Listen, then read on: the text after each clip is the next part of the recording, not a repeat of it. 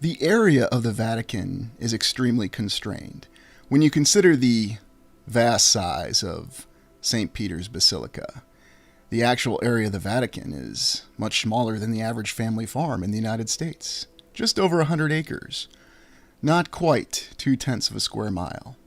And we even have a geometrically precise foundation structure, or GPFS, instead of the classic name that we use. There are many different accounts of the Vatican, many cross-sections of what it really looks like. Yet, looking at the space of it, it's incredible that they're able to fit so many structures.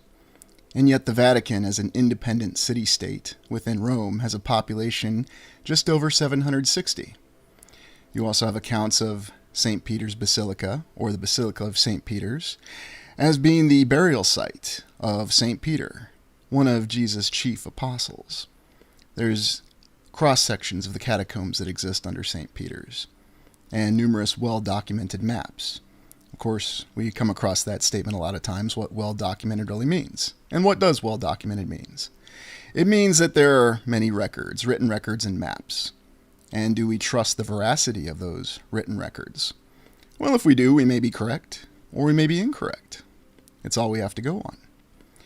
You can see, though, that with the geometrically precise foundation structure, Castle St. Angelo, or the Mausoleum of Hadrian as it was originally known, is not actually part of the Vatican. However, it's within the same area. And looking at the Vatican, we can see that they have compressed many buildings around St. Peter's Basilica and the entire organization of the Catholic Church. It's also intriguing to consider the history of the Vatican in the fact that it was originally just a small swampland as part of the old city of Rome that eventually rose to its chief paramount position as the head of the Catholic Church. And looking at this aerial imagery of St. Peter's, you can see it almost looks like a machine. And once again, we have geometrically precise foundation structures. Very intriguing. A lot of our historical documentation revolves around paintings and drawings. And people will say, why do you call these pictures? Well, because technically there are pictures. What you're looking at right now is a picture as well. One's a photograph, one's a drawing, one's a painting. But they're all technically pictures. And yet we need to question every single one. They may be completely accurate, or they may be inaccurate. There are many mysteries that revolve around the Vatican, this impressive city-state that exists in the middle of one of the greatest and oldest cities in the world. And St. Peter's being the largest and most impressive church in the world, especially from the Catholic Church perspective. Yet there's an interesting historical account about the fact that this architecture was the first new architecture in the city of Rome since the old Roman Empire. In other words, they tell us that the Romans fell apart and disintegrated. They didn't build buildings and bridges and all their other great infrastructural achievements anymore. And it wasn't until the Renaissance, a period of new learning in Europe centered around Italy, that happened in the 15 to the 1600s, and we'll omit the use of centuries because that just gets confusing as it's intended to do. And because of this new period of learning, this new period of cultural infusion, they were able to pick up these great building techniques again, these wonderful masters of Renaissance. And of course, it's considered a great compliment to be considered a Renaissance person from this time frame. You are someone who is of great learning. It's incredible to think that in an area that's not even 1/5 of a square mile, that all these different structures and all these different integrations and intersections of society and culture exist. The other intriguing thing is that if we consider the fact that our true recorded history that we can rely on a little bit more starts in the 19th century, as alternative researchers suggest, that the papal states, in other words, the Pope or the Bishop of Rome, which was the original hierarchical organization of the Catholic Church, they actually had their own lands that were in the center of Italy. And these lands were seized by the Italian government at the time, or the King of Italy in the 19th century. And that seemed to be the status quo. And they respected the territorial integrity of this Vatican City state until it was recognized in a treaty in 1929. A treaty that was presented by this gentleman in Italy, you may have heard of him, known as Benito Mussolini. After this, it's operated as its own independent city-state. An impressive series of buildings and structures and A complete overlap and intersection of society, culture, and knowledge, all in one very small area that just happens to have the largest church in the world located within it, and an infinite amount of records, and yet only 700 people. When we look across at some of the older records of the Vatican, at least the pictorial records, and of course I mean actual images that are shot with camera, we can see that there's been little change. We see the structures that we've seen in our other explorations, the great pediments, the columns and domes, and this isn't surprising here because this is Rome, and of course they had a lot of time, and they had the geniuses of the Renaissance. There's also a map that you can navigate that'll really show you how complicated the layout of the Vatican is, and it is very impressive, such as the unique gate here. There's also unique architecture within every single building and every single structure. Most of the buildings in the Vatican were reputed to have been constructed during the Renaissance era, or, in simple terms, the 15 to the 1600s. Here's the Holy Office, where we see the greatest authorities of the Church in Rome operate. And even on the side of this building, you can see some of the architectural stylings that we've seen. And, of course, the Apostolic Library, or the Vatican Library. And looking on the outside of these buildings, there's an entirely different story when you look at the interior. Here's the courtyard of the library, and you can see that it's deceptive. There's a lot more space and area on the interior than one would think, even in such a compressed area as Vatican City. And here you have the papal residence, where the Pope resides. Very interesting and intricate tower next to it, and every single window having the pediment over it, it appears. And then the Sistine Chapel. And everyone's heard of the Sistine Chapel, but this is where it's actually located in relation to St. Peter's. A very incredible, complex, and compilation of buildings in a very small area, and yet precise geometric patterns that we have many other names and references for, and yet you see this in the Vatican. The four gates. Everywhere you look. And yet, once again, there's interesting anomalies, such as that small sphere that we'll take a closer look at, located within the Vatican. The Tower of Nicholas V, referring to the earlier tower that we looked at. It's also an interesting consideration when we think of the layout of this city during the Renaissance period, in terms of how they managed to construct all these buildings and lay out this very complex and intricate series of structures.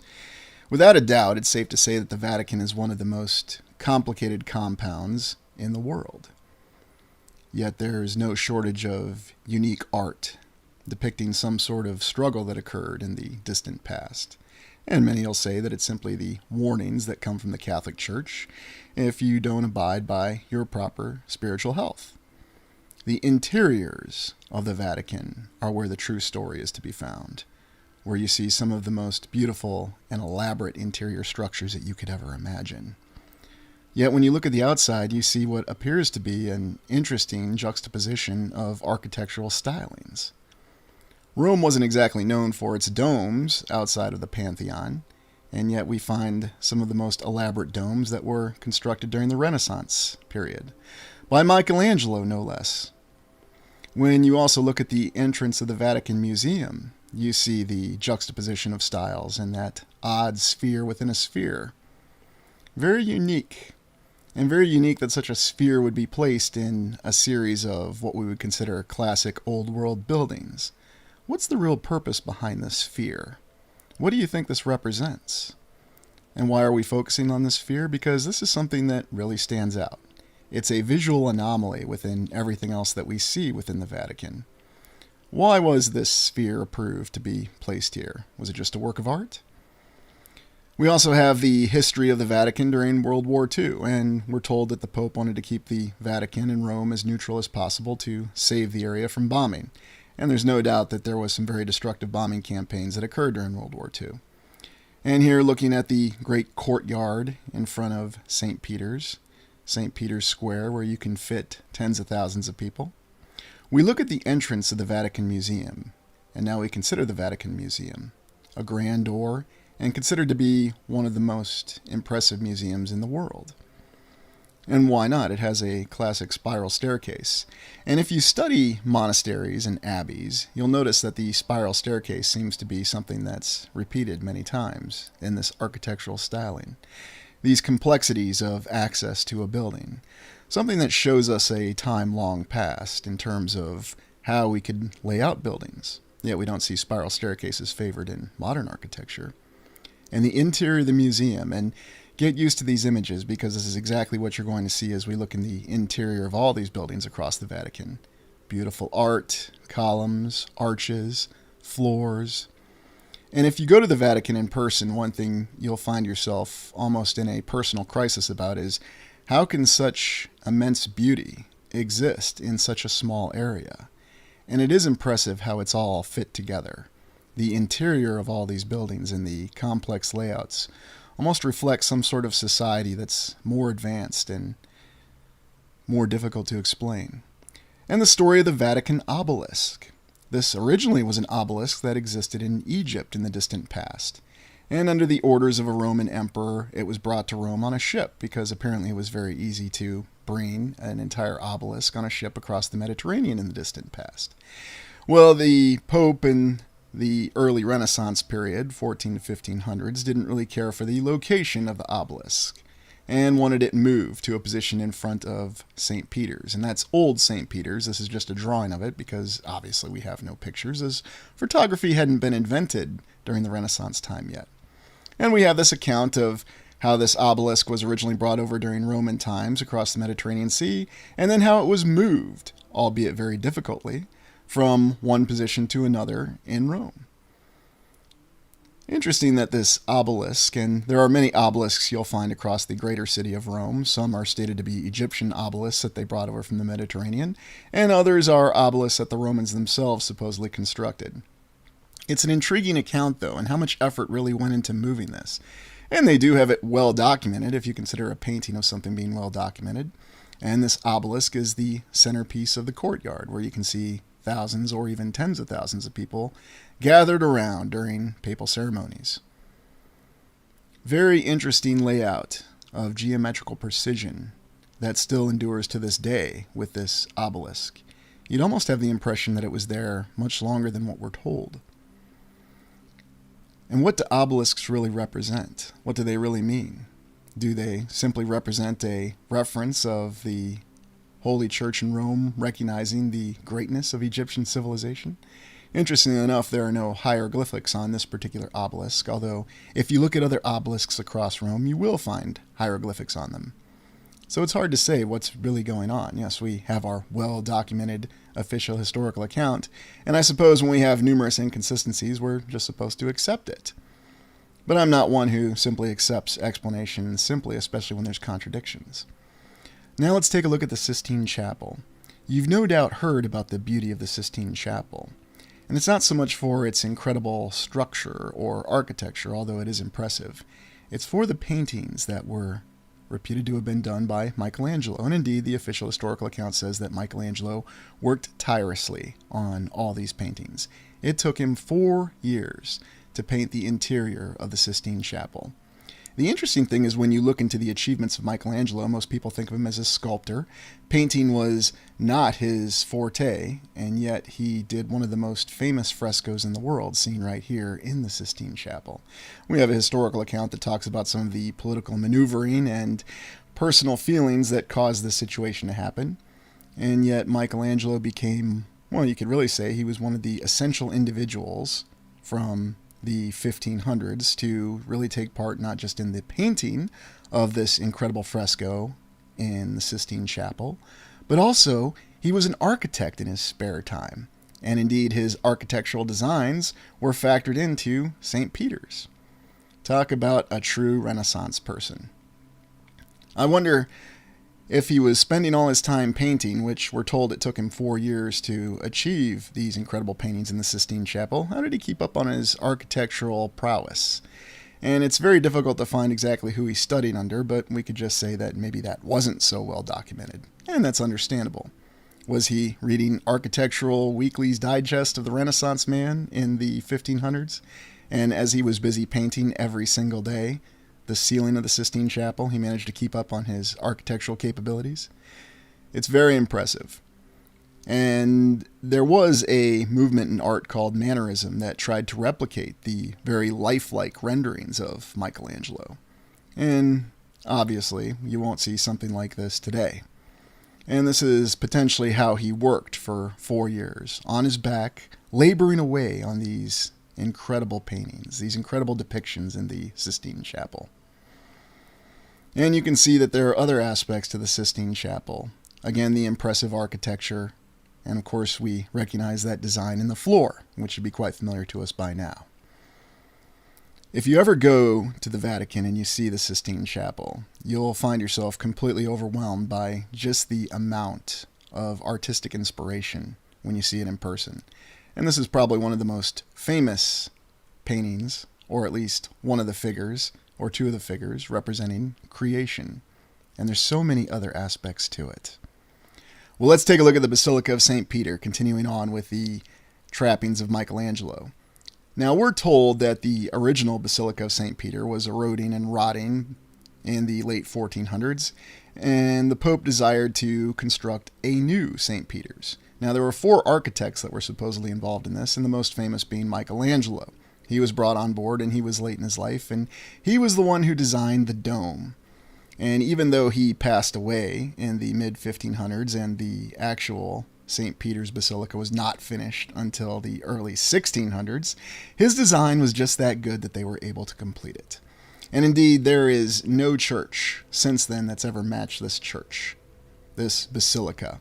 And it should be noted it's not a cathedral, as it's technically not a residence of a bishop, which is the supposed Catholic definition of a cathedral. Yet, by far and away, this is the largest church in the world in terms of interior area and capacity. The layout on it is very impressive, and when you look at it in aerial imagery from above, it almost looks as though it's some sort of gigantic machine. And perhaps it does serve as some sort of machine. You can see how people would be completely awed by the wonder of divine inspiration when they gaze upon this edifice. Looking on its many domes, although it was supposed to have more domes, and there's only 2 subsidiary domes with the main dome when you look at it from above, so it's hard to say what exactly was going on. And it's explained by the fact that there were 4 architects involved in the design of St. Peter's. A very impressive architectural and construction achievement from the 1500s to the 1600s. And while they say it took 120 years to build, that's still an impressive timeline. Here are some of the other designs that we can look at when we consider St. Peter's. The interesting thing about this particular design, though, is that we can see that one of the other architects had a slightly different rendering or concept for it. Indeed, you can even get some of the ideas as to how it looked like a state capitol when it was originally designed. And perhaps that might be blasphemous to say or suggest, but, when it looks like something, it looks like something. And I always asked the question when I studied this originally in my history course, and then when I taught this, how exactly was the church so uncertain and indecisive about exactly what it wanted for its design? And yet you can see there were other designs submitted that showed wondrous architectural achievement and prowess. And one of the questions I asked that would get myself in trouble was, how exactly were they able to pick up the designs in the Renaissance so easily? The sketch of the dome is very intriguing in and of itself because it's supposed to give us an idea of the cross-section, and yet it's interesting to consider that domes aren't favored today. We have these very unique and lifelike statues that are also situated within St. Peter's, and every single one of them seems to represent the divine inspiration of the church, and also the belief in Jesus and the apostles. And you can see why this incredible edifice with these wondrous, lifelike statues could certainly induce and incite such beliefs within people. When you gaze upon these statues in person, you're always left with a question that was from the movie Gladiator. I didn't know that men could build such things. And I'll admit that's a feeling that I had when I actually walked around the Vatican, and not just within St. Peter's, but in every aspect of it. Now that is a big door. What exactly is the purpose behind such a big door? Well, we just stated. It's to give you that feeling of awe-inspiring as you go into the church. And these are the bronze doors. And of course, it's flanked by a couple columns. And once again, you have a pediment with a picture on it. There is nothing that is spared within this church. And of course, it makes sense as this is indeed the capital of the Roman Church across the lands. And looking up in the dome, and you can see that there are the same architectural stylings that we would see in the so-called neoclassical period. Because how do we explain that these architectural achievements were spread across the land? Well, simple. There were the predecessors of archaeologists, indeed the foremost archaeologists from Europe, who looked at these buildings in Rome and Greece, and then everybody wanted to build buildings like this across the land. And apparently it was as easy as just looking at them, and apparently the records were also stored for hundreds, if not over 1,000 years, and the Renaissance people were able to pick them up and very easily design and build these structures. Even over 100 years, this is the most impressive church in the world. And when you walk in it, you'll just be completely blown away by the size and magnitude, the large cavern quality of the entire church. You completely forget about the fact that you're in a patch of land that is less than 1/5 of a square mile. And look at this, even these vents are very decorative and almost otherworldly. This is supposedly a ventilation system to the catacombs beneath. And then, of course, you see the large decorations across the entire church. The way the light flows into St. Peter's is something that's very difficult to describe. Well, now we look at the Vatican Gallery of Maps. And this is yet another incredible artistic and architectural achievement within the Vatican. The Gallery of Maps, which depicts so many different maps mixed with art, that gives you an impression that there is true knowledge that is to be found within the Vatican. The layout of all these maps, they're not just the most accurate maps in the world at that time, they were also the most artistically inspired. And considering the many different depictions of the Vatican Gallery of Maps, and here we'll look at some of them, you can see that at that time, this was supposed to be the most accurate and most artistically inspired maps available in the world. And even to this day, it seems as though it's difficult to find a comparison. Very incredibly ornate, and yet at the same time, accurate. Almost disturbingly so, because when you go down this gallery of maps, you also see that it's surrounded by incredible architecture that mixes beauty with construction capability. And that's probably the most shocking thing about the Vatican, because even when you go in there knowing exactly what to expect, you'll find that everything about it continues to overwhelm you no matter how much you see. And you don't get over this process, this internal feeling of being overwhelmed, even though you're walking in an area that's barely over 100 acres. It's very astounding. And yet, when you pay attention to some of the symbols, such as the sphere or some of these maps, you'll find some interesting clues that come out about what was really going on and what's really being depicted. Now, you can certainly go back and look at these images, and I'll leave a link so you can look at a map of the Vatican yourself and interact exactly, if you're so inclined, with where each of these specific locations are within this little 0.2 square mile area. This hallway, though, feels like something that's, I can't even say it's out of a science fiction or a fantasy movie. This is something that completely defies imagination. And I remember having that same feeling when I walked in it. And of course, you'll see the usual depictions of purgatory, because remember, we are in the Vatican, and people need to be reminded that there is a purgatory. And of course, having a visual representation of it's a wonderful way to remind people there is a purgatory. There's something about the ceiling, though, within this hall that is difficult to describe in words, and I think it's just best to show it in pictures. Here we have the Battle of Lepanto, the great struggle between the Ottomans and the Holy League, led by Don John of Austria. This was supposedly a great Catholic victory in the distant past, and it prevented Ottoman control of the Mediterranean. We also have these other intricate maps that show the layout of the land, and what's most interesting to me, though, is how much emphasis is put on the waterways. And I suppose that makes sense, as that was the only means to travel at the time. But as you walk down this hallway of maps and you gaze on each of these maps in this very impressive hallway, you find that there's something that just reaches you on a deeper level about considering what kind of knowledge is being depicted on these maps. Where did they really come from? What was their actual origin? how is this hallway even constructed? And of course, those are questions that you're not supposed to ask because you're given very logical explanations for them. The logical explanation being is it was the Renaissance and learning had returned to Europe. And because learning had returned to Europe, people such as Michelangelo could be skilled at being sculptors, painters, and architects in their spare time, or perhaps the other expertise were in their spare time, and they managed to lay this out. Well, let's take a look at the Paul VI Audience Hall, the main papal audience hall. Now, this was built in 1971. Now, why are we looking at a newer building? Well, because it's on the Vatican residence area, or within the Vatican itself, and it has a rather peculiar look to it from the outside and on the inside. And it's one of those things that defies expectations in terms of what you'd expect to see in the Vatican. I'm not exactly sure what it looks like. My imagination is eluding me, and we're not supposed to use our imaginations these days, so I'll just say that it looks like a peculiar building on the outside and on the inside. Now, supposedly it's on the roof of it. It has numerous solar panels that were provided by a German company, free of charge, of course, because making generous donations to the church is something that we'll see you rewarded for. Although I find it interesting that they say that the Kingdom of Italy seized a lot of the papal estates in the 19th century. Ah, yes.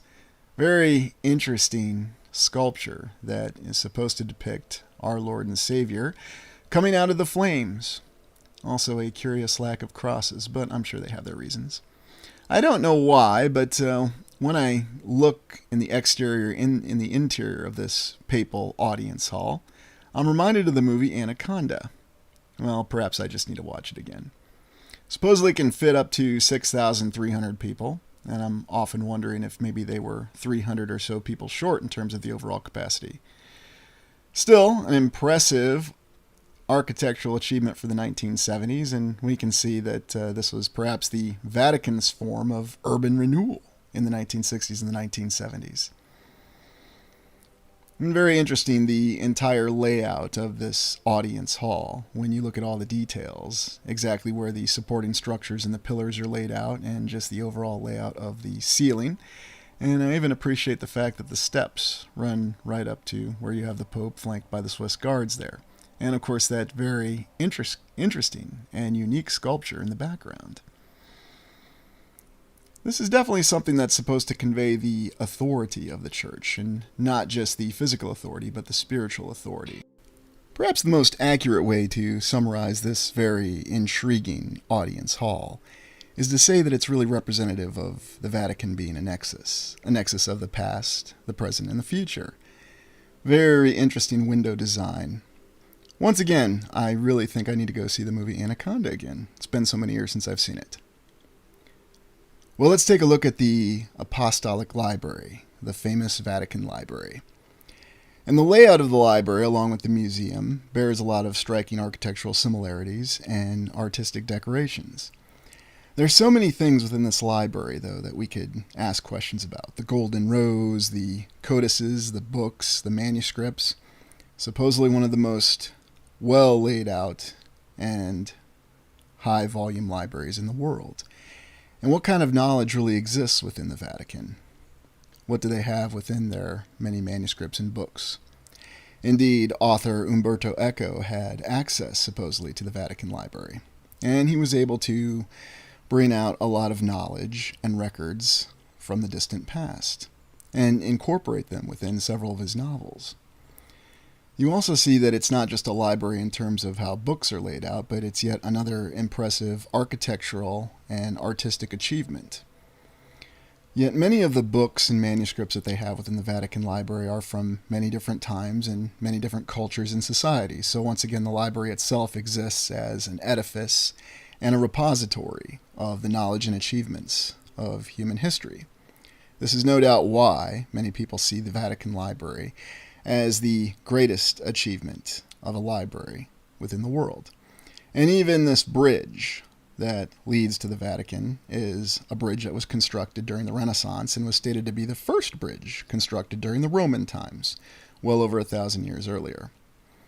Very interesting, and anyone who is a bibliophile or appreciates books imagines going through the Vatican collection, being able to look at the books, And this is Pope Sixtus VI, the one who is responsible for laying out and ordering the construction of this incredible library that exists to this day.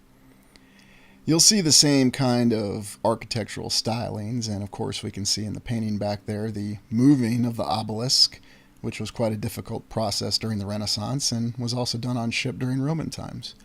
You can also find no shortage of collections of some of the manuscripts and the books within the library. And we all wonder what books are really available there, what kind of knowledge exists within this library. This is truly something that reaches our attention, and it seems to be something that's designed to get our attention, as well it should. Imagine such a library with such knowledge within it. And in our exploration last week, we considered old world libraries, and we consider the fact that this is probably one of the best, most superficial examples of a surviving library that connects the old world to the contemporary world. And once again, we see the familiar floor design and every single pillar having artistic layout. And of course, it wouldn't be a Vatican library without a depiction of hell, so we had our depiction of purgatory, and now we have our depiction of hell, just so you can get an idea of what it really looks like, because again, you need to visualize it. There's also other things that exist in the library. Old world maps, other layouts of maps, and this is beyond the gallery of maps that we looked at earlier, that you consider what exists within this library. All the different languages and all the knowledge of human achievements from the past, collected in one place. It definitely inspires the imagination, and that's why we'd all like to go to the library. We finish with the Mausoleum of Hadrian, or Castle Sant'Angelo, as it's known as today. A very intriguing Roman architectural achievement. At least that's what the official history will tell us. And here in this overhead imagery, we see the geometrically precise foundation structure, or GPFS as we call them now. Yes, I guess it kind of looks like a star.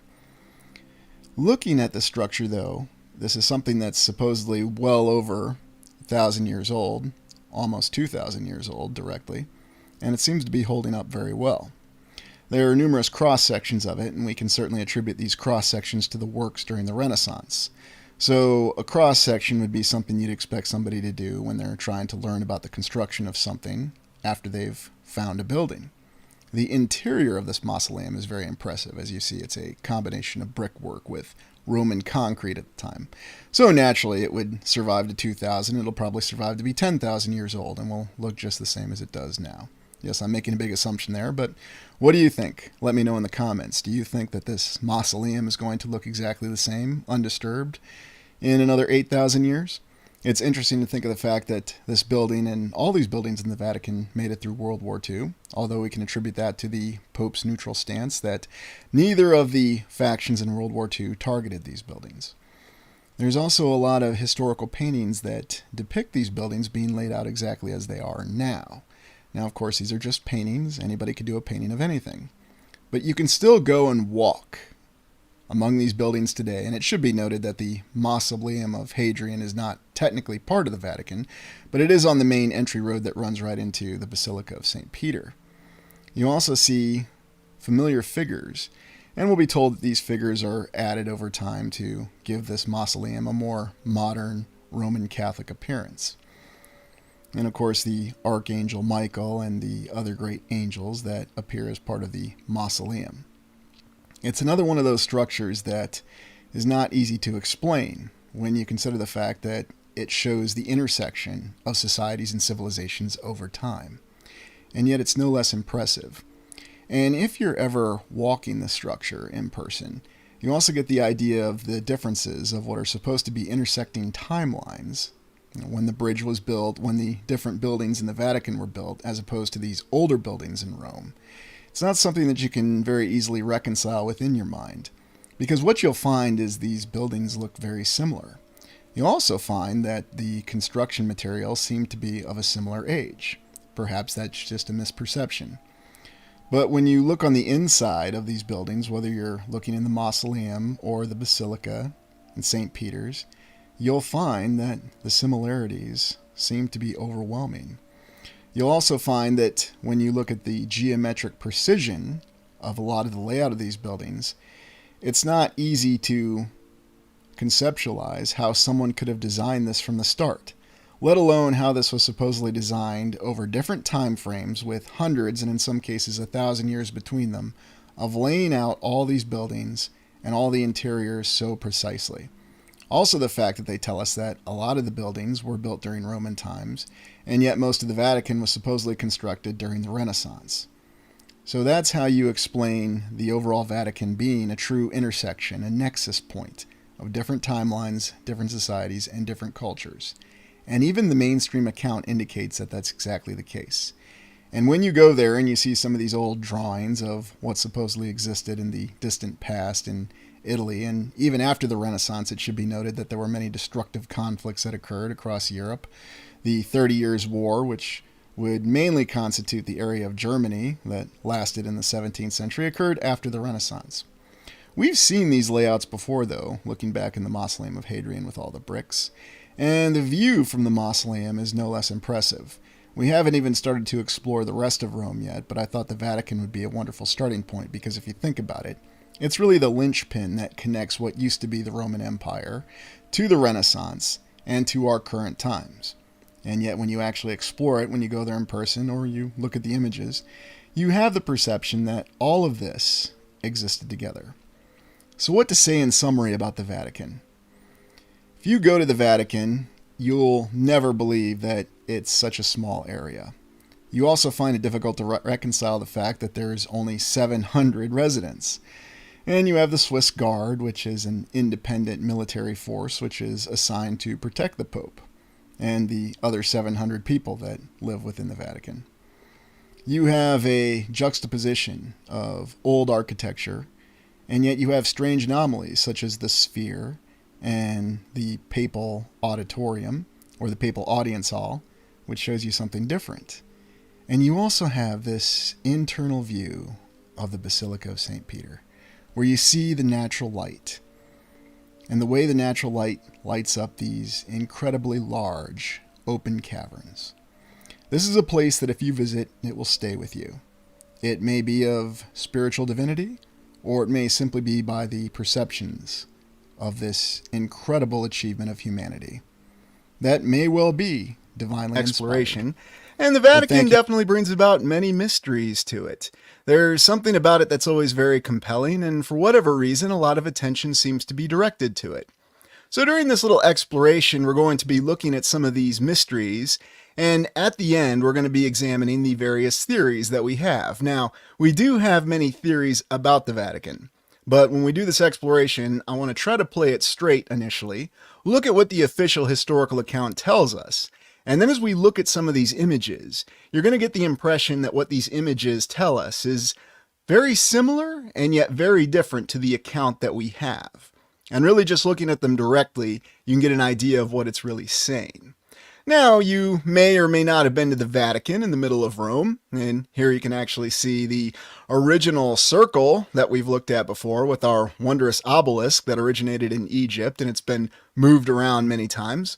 And so right off the bat, we have quite the historical account. And remember, Rome is considered the eternal city. It was originally the capital of the so-called Roman Empire, and we have a lot of things that are aligned with it. And there's a lot of historiosity, that's official history, that's connected to Rome.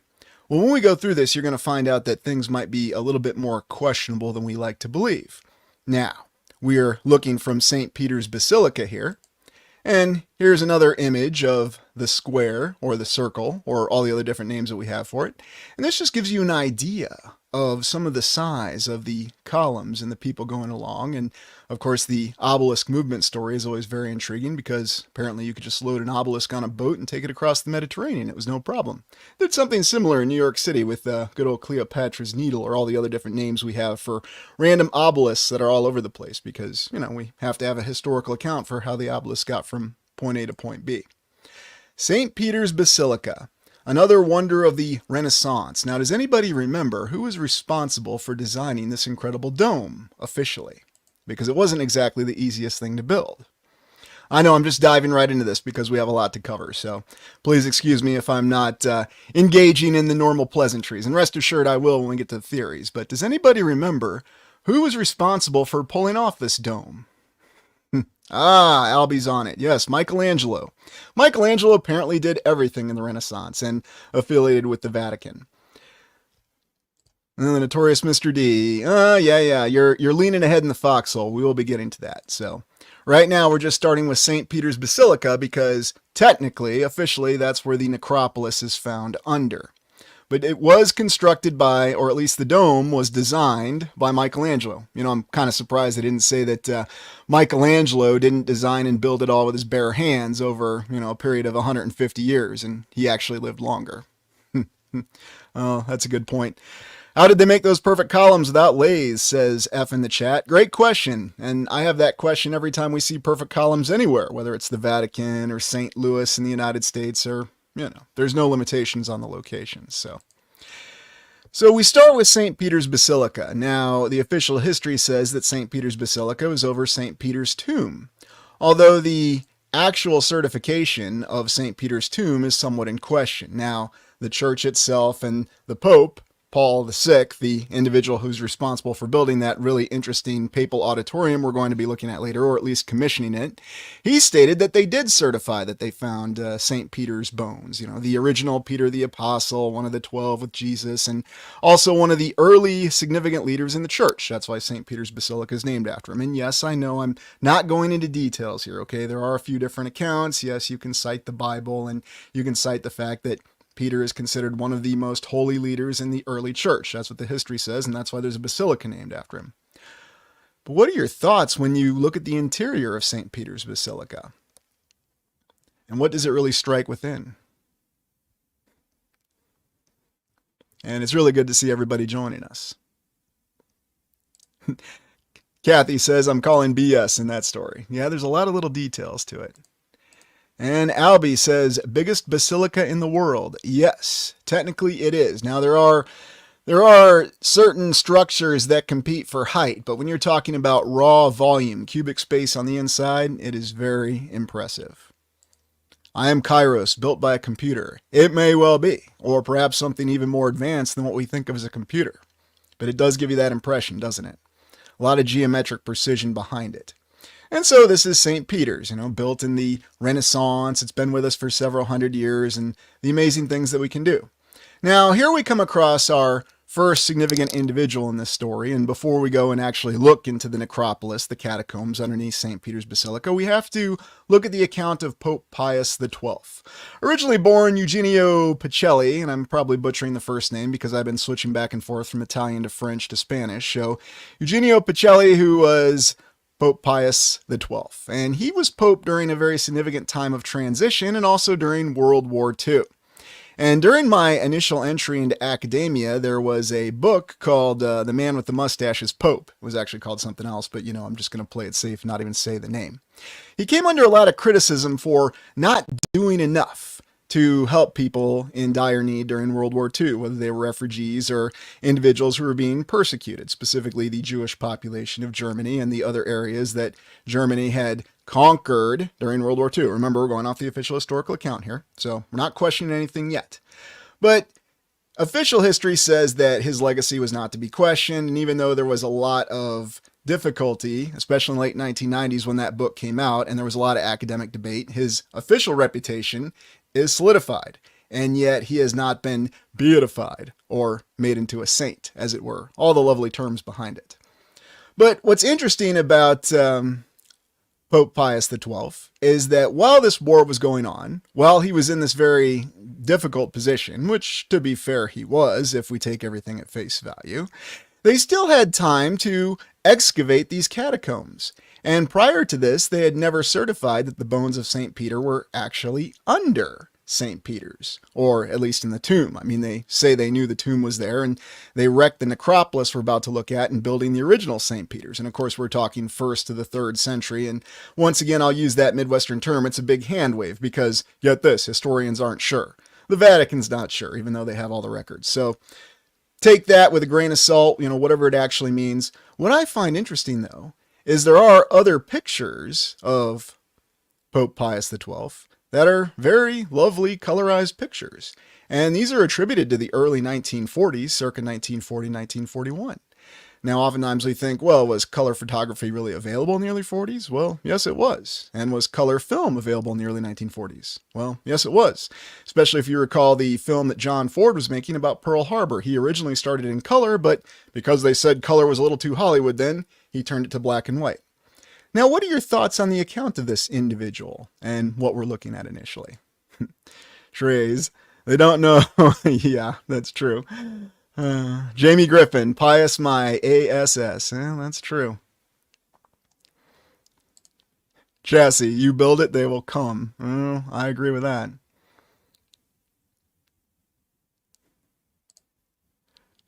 Oh boy.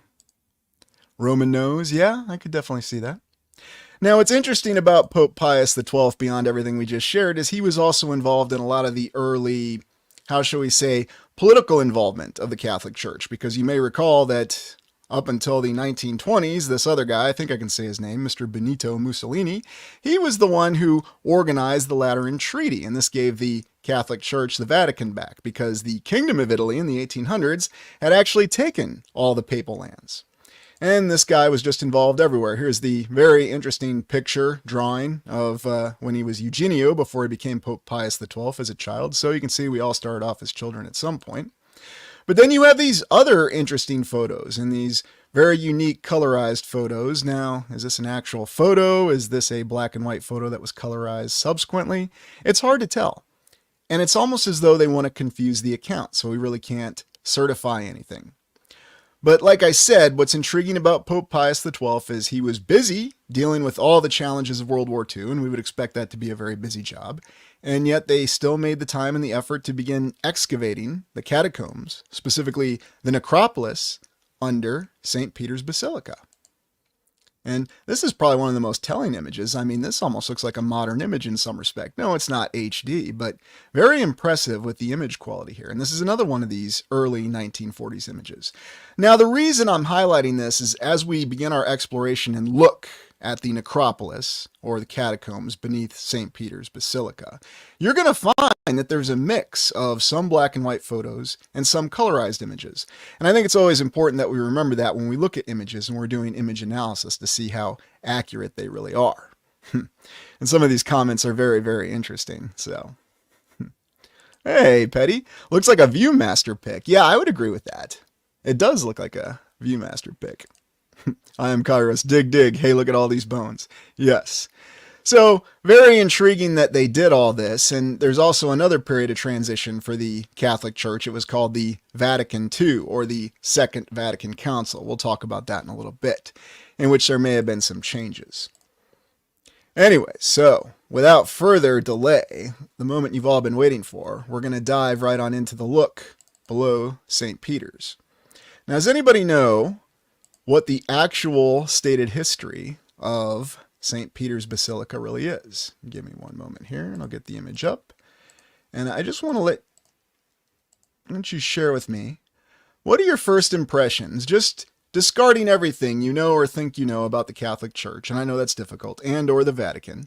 What are your initial impressions when you see an image like this? And do you know what you're actually looking at here? And if you don't, that's okay. Just go off of what your first impressions are and share it in the comments. It was time to reveal the mass ritual sacrifice underground. Well, you're kind of reading ahead there, Julia S., but yes, we're actually going to see that in very painstaking detail, so just be patient. Sky Sage, Enlightenment. Donna Marie, tacky and beautiful. Yeah, I could kind of see that mix. And Jamie says it looks ghoulish. Casey933, an altar.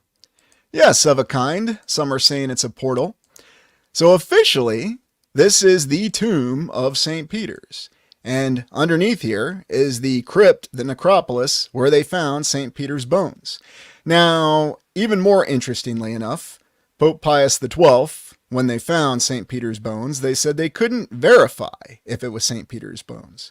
But then Pope Paul VI in the 1960s said, yes, it is certifiable that it is St. Peter's bones. Although then the mainstream in science says they never provided any scientific evidence to this.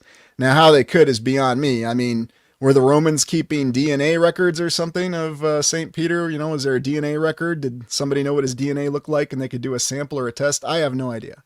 I mean, they never talk about these things in detail. But this marks the tomb within the Church of St. Peter's Basilica. And yeah, you kind of see a mix of styles within this. And so that's where you have to start asking the questions, you know, were there multiple owners, users of this building, different powers? I mean, officially, this has always been the Catholic Church from the time the structure was constructed. But is that really what we're seeing when we look at the images? Well, I leave that to you to come to the conclusions of. But those are the kind of questions we have to ask. And thoughts on what we have back here, this, I almost dare say, this sun icon. But that's what it looks like from this perspective. When you really go there, you'd be surprised at how many different perspectives and the way things look in different color. It's quite intriguing. Philippi, nice looking style. Sky Sage, estuaries. Oh, yes. Albi, well, Peter was killed in that place. That's why they built the basilica there, and it's called St. Peter. Yes, that's exactly what the official history says, Albi. You are correct. And we'll look at the map and see what used to be there prior to them building that. Sydney says it looks Gothic. Yeah, it does have a bit of a Gothic touch to it, doesn't it? And Jamie says an eye. Yes, there are some people that say that the sun looks like an eye. So let's move on. And right now we're at the surface level. But now we're going to go to the subsurface. And we're entering the Necropolis, or the Catacombs, you know, different names, but place where they bury the dead. And what are your thoughts on this particular image that we have? Now, in full disclosure, I have been to the Vatican, but it was a long time ago. And so, some things from memory, anything that I can certify seeing, I will. I do not recall seeing this, but this is a certified image from that initial excavation. And what are your thoughts on how that compared to what we just looked at? Is this what you'd expect to see? Sky Sage says it very nicely, Underworld. Yes. What is the material? Concrete? I have no idea. You know, whether it's concrete, whether it's an advanced polymer, you get the impression of everything and nothing when you go there. I mean, it really feels like it's many different materials. And of course, you could attribute that officially to the fact that there are many people involved with it. Stabulator, that's a good comment. It looks basic and clean. Yes, it does. Not exactly what we'd expect catacombs to look like. And Donna Marie had a good one right there. Donna Marie says looks way older. I agree with that. It definitely looks way older. Looks flammable. Yeah, well, you know, anything could be flammable back from the distant ancient times. You know, whether you want to say that was the 1800s, the 1400s, or, you know, the 2nd century. Whatever the heck that really is. So, kind of a very clean look, and I agree. It does look very organized, and, you know, did they actually clean it out? Now, you're looking at this image because this is one of the photographs that they took in the 1950s, because they started this excavation in the 40s, and then the official photo record comes from the 50s. Is that what actually happened? I do not know. That's what we're informed happened. And so just keep that in mind. Now, when you look at some of these other catacombs, or the necropolis, and these are again our official photos, this is from the excavation in the 1950s. And remember, these were all colorized photos. Now, color photo was starting to come more into mainstream use, if you will, at least according to the official historical account. But I'll say this, and I know you may be surprised, I was not there in the 1950s, so I don't know. But does this really look like what we'd expect a necropolis or a catacomb to look like? I mean, what does this really look like? What do you think? And we're now under St. Peter's officially. RB, I'm wondering where all the bones are. Oh, don't worry, RB. We got plenty of bones to see here before too long. Just a warning to everybody. Opie, destruction. Yeah. Oppie, if I'm saying that right. Robert Iacco, fake. Robert, you think it might be fake? Why would anybody want to show fake photos of what's under St. Peter's Basilica? Chassis, it looks like a place I wouldn't go alone. No, and I would not suggest going to the Vatican alone, surface or subsurface, but that's just me. Donna Marie, oh, I'm a baby in its apartments. Yeah, well, you never know. Could well be. Brian, St. Peter's 90210. Hey, don't give him any ideas now. Might have a show there. Abandoned. Yeah, it does look like it's been abandoned for a long time. Oh, interesting comment here from Petty. Maybe, maybe not. Let's look at some more. Now, here's where you start to see a little bit of a mix of styles here. And you really have to ask what's going on, because you see this mix of materials that were obviously used. You know, are these crypts? Are these coffins? What exactly are these? And when you look a little closer, you start to see figures that you certainly do not associate with the Roman Catholic Church, but you do associate with Roman mythology. In other words, these look like these could be figures at the inside or interior of any United States state capitol, right? Because, you know, we're all about putting those kind of figures on our state capitals in the United States for various reasons. You know, the United States is a Christian nation, or at least it was when they built those state capitals. You know, it's... I shouldn't say it that way, but you find yourself challenged when they tell you things like that about the 1800s. Then you actually go in and you look at these state capitals, and none of these things meet your expectations. And I think it's when you start to look and notice the details. I mean, what do we have here? Does anybody know what this creature's called? KC933. Yep, Centaur. Julie S. Holy Centaurs, Batman. Quite a few of them. Yes. You know, and I'm not here to tell you what to think about all this. And Robert's right. We don't know the veracity or authenticity of these pictures, but it is interesting what they're showing us, because they do tell us that, yes, this necropolis, these crypts, whatever you want to call them, were originally constructed when the Romans were still in power, the official Roman Empire, or the Western Roman Empire as it came to be called, not that the names matter. But oddly enough, you see many things on them when you look in the details that don't speak of Rome. And it gets even more questionable as you look further within. Because oddly enough, you have this strange mix of mosaics and then other interesting materials. I mean, what is going on up here? You know, is this something they added later? I mean, this doesn't seem like anything we'd associate with Roman mythology. I don't know, maybe. You know, you have all these birds or these paintings done later. And again, it's a fair question. Is this actually under St. Peter's? I mean, these are certified photos from when they excavated it. You know, once World War II was over and they had the time to document it, because apparently they'd already excavated it and found these bones. But it creates many more questions in terms of what's really going on. Now look at how well preserved this mosaic is and what it was clearly under. How could a mosaic be that well preserved? Little questions. I mean, I'm just throwing it out there. You know, what are your thoughts? Donna Marie, I was at City Hall. It's all Greek, but they would be tripping balls there. Where's the purple? Hail Medea. Fairy Girl, the whole of Rome looks like this underneath. Absolutely right, Fairy Girl. And we will be taking a look at more catacombs. This isn't the only one. I am Kairos, stack of Sims. Ooh, miss me with it. Kind of looks like something you'd find in the Middle East. Yeah. And that'd be attributed to the fact, well, the Roman Empire got further east. That's what historians will try to tell you. Atom Bomb. Each level is a different remnant of previous eras. And that could be the various truth that we're looking at right here, Brother Adam. You know, for all we know. And RB, mixed media. Yes. And keep all mixed media in mind here as we go further in this exploration. Because you see even more confusing things. Such as this interesting painting, mosaic. I mean, what was it originally? I don't know. It looks like it's been damaged. Officially, they say these are Amazons, but how would that again make any sense unless we have a mosaic that's from Roman times? I mean, and what the heck is this creature right here? You know, is this their pet armadillo? I have no idea. I mean, I wonder what's missing on the rest of this mosaic. And something else I'll ask you to keep in mind, how many places have we explored in places we wouldn't expect, like say the United States? You know, we have that gigantic mosaic in the Iowa State Capitol that I always love looking at. And yet we have mosaics in other places like the Basilica, the Basilica Cathedral of St. Louis in St. Louis, Missouri. And they have that massive mosaic that they say they just threw up there in the 80s. But what's really going on here? Very odd imagery, and again, not what we would expect to find, is it?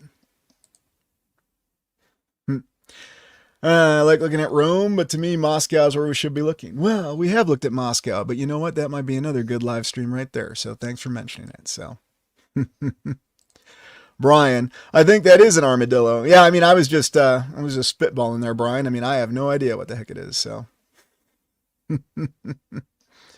In any event, so let's go on to the next one. Now, here's where you go back to the black and white photos. So either they didn't colorize these, or were these actual excavation photos, or they're looking at something else. Again, I don't know. But you get some more interesting conflicting accounts with this, such as some of the imagery that you have over here. And again, what are all these materials? And what's this guy doing? I mean, is he just yelling at this worker here saying, hey, shine the light over there. I think I see another mosaic or a fresco. You know, and that's where you get a little bit of the conflicting account between the photos themselves. Now, keep in mind, these are all stated to be photos from that exact time. So, Ooh. Liger. Yeah, I hadn't considered that. That's a good one. Yeah, good call out there. Old bricks. And you will see a lot of old bricks all around Rome. It's much easier to develop black and white versus color. And isn't it interesting that they would go to the trouble to develop color at those times? So, PJCC West, the damage to mosaics is often suspiciously intentional looking. I would agree with that completely. And it's interesting what they had scraped off on this mosaic. I mean, who knows what else is on here? Could be more clues that we can't get. And then you have other images like this. Now, supposedly he's cleaning off this stone right here. And again, what kind of materials do you have? I mean, we're looking at the images. And again, this is supposed to be under St. Peter's Basilica. But you also have to ask the question, how exactly would the foundation of a place like that operate if it was built on a very shaky foundation? Because they've never reported any problems with the foundation of St. Peter's. And then you see other images like this, where you have the mix of these little chambers, which is what you'd expect to see, potentially with a catacomb or a crypt, at least what we've been conditioned to expect. But then you have these other chambers where you have the pediments, you have the decorations. So, I mean, what are we looking at here? Are we really looking at a catacomb? Or are we looking at a structure that's somehow underground? And again, I do ask the question, and I'm going back to Robert's earlier comment, are these legitimate photos of under St. Peter's Basilica? I mean, they may be. But then we have to ask, what exactly are these materials? How is this a suitable foundation for a structure that is unbelievably as heavy and as massive as St. Peter's is? Because as stated earlier, it is the most massive basilica in the land. So what's really going on here? Oh, Jamie says it. Yeah, another citadel. No doubt about it. And Kathy, underground structure. And trays, different materials. And you know what? That's kind of the story you'll get whenever you look all around Rome. Different materials at any point in time. You are correct. And then you'll have other images like this that just show you more of the traditional pottery with some odd symbols behind it. And this might be more what you expect to see. And then here we have the real money shot, though. So another little excavator going in here. Looks like he's standing in water. But what do we have here? Am I just seeing things? Is my mind playing tricks on me? Or do we have a griffin there? What do you think? Griffins weren't exactly associated with Rome, and they certainly weren't associated with the Catholic Church, or the Roman Catholic Church, as it were. But we have a griffin. Now, maybe this goat here might be something we might expect. And what's this figure supposed to be right here? Very, very strange. I mean, what are your thoughts on this little relief here? Yeah, Adam Baum summarizes it nicely. Griffins and dragons. Exactly. And you'll actually see a lot more of them as you poke around more.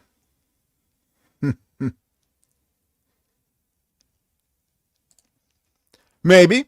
Or maybe it alludes to something even before and even older, and there was a reason why the previous civilization held griffins in such high regard. You know, I mean, we just don't know.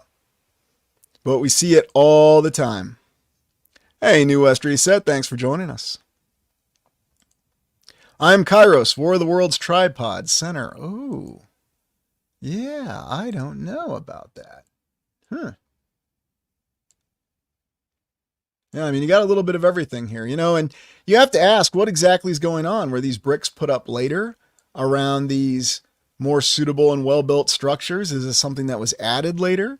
Or is this something that survived because of the material it was constructed out of? Hard to say. Only way to know would be to go there and look in person, and I have a feeling that wouldn't be the easiest task to accomplish. And then you have more of these images, and yes, here we go with our little plaque that was clearly added later. See, we're always adding plaques to things, so just so you don't get confused on what the time frame is. Put a plaque on it, put a year on it. We'll tell you when the structure was built, and you just don't ask any questions, and that's that. Yeah, LiDAR, Officer Donut. It's kind of my feeling as well. You can only get so much. Ooh, Southern Reporter. Yeah, it does have a crematory feel to it, doesn't it? And RB, always arches. Yep, because you can't have an old world building without arches. Oh, petty. They're or a pizza oven. Yeah, it could well be. You want one of those classic pizzas. When was it found? Good question, Kathy. They say they were aware of it from the 1st to the 3rd century, forgot about it, built the church on top of it, and then they excavated again in the 1940s, the 1950s. That's the official story. Take it or leave it. Now here we have another one of these interesting mosaics. And again, what's missing from this mosaic? Now, I could potentially see this being a depiction of Jesus Christ, but who knows? Could be something else entirely. Very, very great detail on the leaves, you know, and I think this is why this is something I would like to explore in person to really get an idea of what we're looking at here. You know, these flying horses, are they on a chariot? What exactly is going on? What is missing from the rest of this mosaic? Just don't know. And here is where we get our first skulls, confirmed skulls. Don't worry, we're going to be seeing a lot more of them. Now, why would someone just leave a couple skulls hanging out in what's supposed to be a very revered and respected necropolis, or a place where we actually bury people? What's the question on that, and what's the answer? Why would we have skulls down here? Lisa B., how did they forget, especially when they hold so many years ancient documents? Weird. Yes, and it's a recurring theme, Lisa. It's a recurring theme. They do have the documents, at least they say they do. Oh, Kathy is leaning forward on it. Trophies. Cynthia, I don't think Jesus will be caught dead there. No, probably not. Brown dwarf welcome sign. No doubt about it. Donna Marie, were there bee skulls there? BBS. Yeah, I don't know. Officer Donut, now that's a good question. Do we actually have skeletons under our skin? Don't know. I haven't looked under my skin. Got an x-ray, but you know, who knows what that tells you. Now this is a very interesting image because this almost points back to what you would think to be the Roman origins, at least as we're informed, of the necropolis of the Basilica of St. Peter's, or St. Peter's Basilica, however you want to say it. But this again is one of these very finely formed images. And you look at the detail on this, and look, it looks like we actually have eyes on this, unlike all those other statues we looked at all the Roman emperors. So let me get this straight. They couldn't make good and lasting eyes on the statues of the Roman emperors, but on this particular character, whoever this is supposed to be, they could make eyes, and they could make a very fine, detailed face. I don't know, this is one of the few, you know, do you want to call it a sculpture, or maybe I should just say works of art, that actually match some of the detail that we've seen in Mount Rushmore. I mean, it's really hard to find that kind of detail. Of course, you'd find it here. But who is this figure, and what's this really representing? I mean, yeah, they'll tell us it's some distant martyr to Christendom or the Roman Catholic Church, but who is it really? You know, do you take it at face value or do you question it? Ah, yes, Aether Topologist. I do have that feeling myself. Ah, Victor Black. Dane, Dolph Lundgren. May as well be, for all the detail we have. RB, that's the centaur. That's what he looked like up close. Good one. Half of a bookend. Yeah, could be that too. Ooh, Grocker 76, non-human. Maybe. Maybe. All things we need to keep in mind.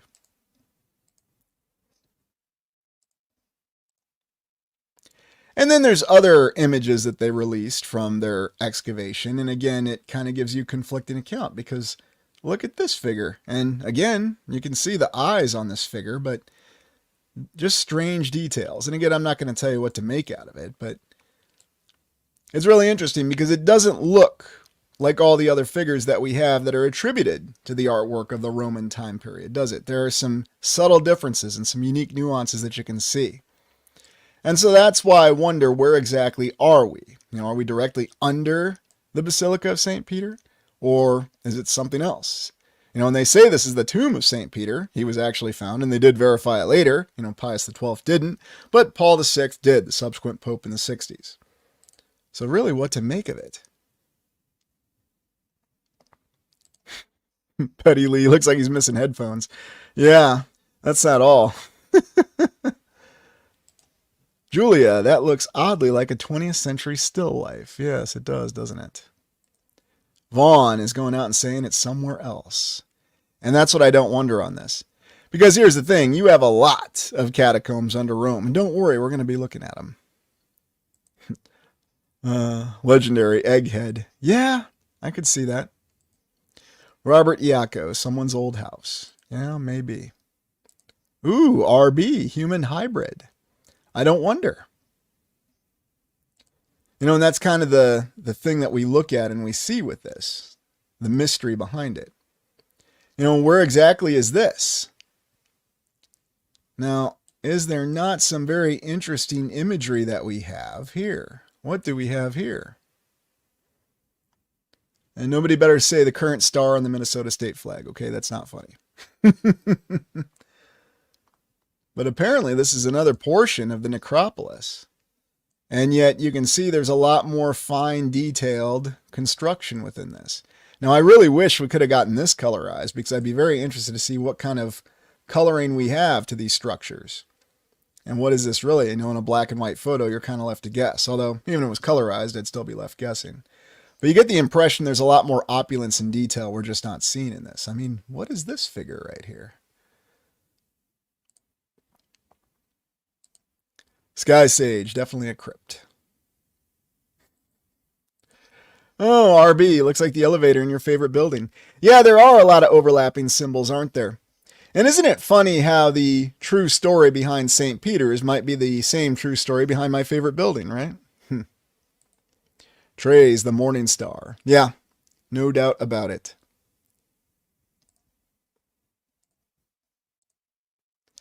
Now, this is the layout that they've done. And here you can actually see where the original racing track was for the horses.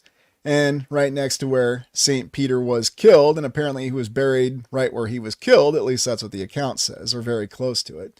And so this was the original racetrack. And then they built St. Peter's over here. Now, who knows about any of the veracity of this? Because if you go to Rome, yes, it's very true. There are layers upon layers built on top of layers. So it's possible. I'm not saying it's not. I'm never going to say that the official account is impossible. It's just very unlikely. And for whatever reason, it comes up as very unlikely when you look at this. Who is this figure supposed to be? This is supposed to be a mosaic of St. Peter himself, but at this point, this could really be anybody. St. Peter, Mel Gibson, or somebody with very bushy, dark eyebrows. Could even be David Strathairn for all you know. But I just have no idea. But these are the kind of things that they'll attribute to these details, and they just don't know what's going on. Philip I, President of Rome. Yeah, why not? Jamie, it's all snake and mirrors. Could be Abe Lincoln. Yeah, why not? There was that time he went to Rome. Albie Belt, that is Peter. And it could be Peter. It's just hard to tell who it may be. You don't have the detail in it. They say it's Peter. And then here you can actually see another comparison. Now this is a diagram. This isn't the map, but this diagram is more accurate. Although how they tell that, I don't know. Where you have the Circus of Nero, as the track was originally called. And then you have the layout of where St. Peter's Basilica is. And where you've got St. Peter's tomb currently. And then they even indicate that tombs were destroyed by Elagabalus. Yeah, I don't really care for that name. I got into a lot of arguments about Elagabalus when I was still teaching, so it's kind of funny. Namely, what evidence do we have? Never mind, I'm not going to go into it. It distracts. But here's the best part. So they say the obelisk that they brought from Egypt was originally here in the middle of the racetrack, or the Circus of Nero. And then, they moved it way out in front of St. Peter's Basilica, because, you know, why not? Moving an obelisk, that's an easy thing, especially one from Egypt that you apparently dug out of the ground. And that's the official account on that. Now, you also have this other oddity where you have Pope Pius XI, the predecessor to Pope Pius XII, and he's actually buried right underneath in this necropolis himself. And this is actually his crypt. And isn't this interesting? What do we have here on the crypt? Are these eagles? Odd. Since when was the Roman Catholic Church into eagles? Very strange, don't you think?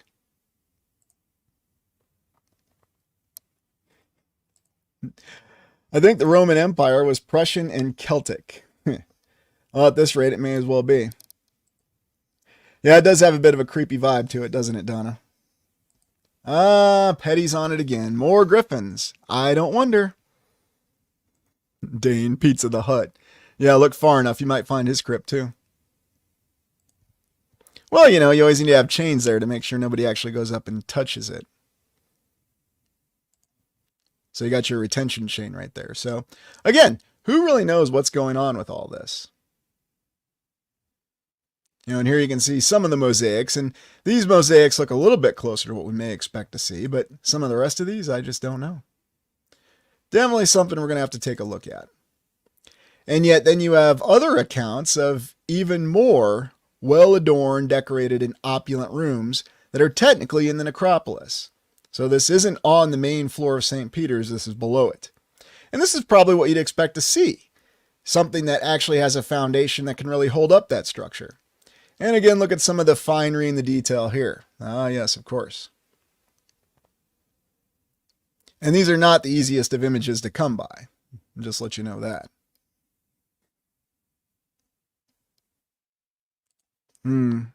NPC, similar to a circuit board, a mystery machine. Yeah, it does give that feeling, doesn't it?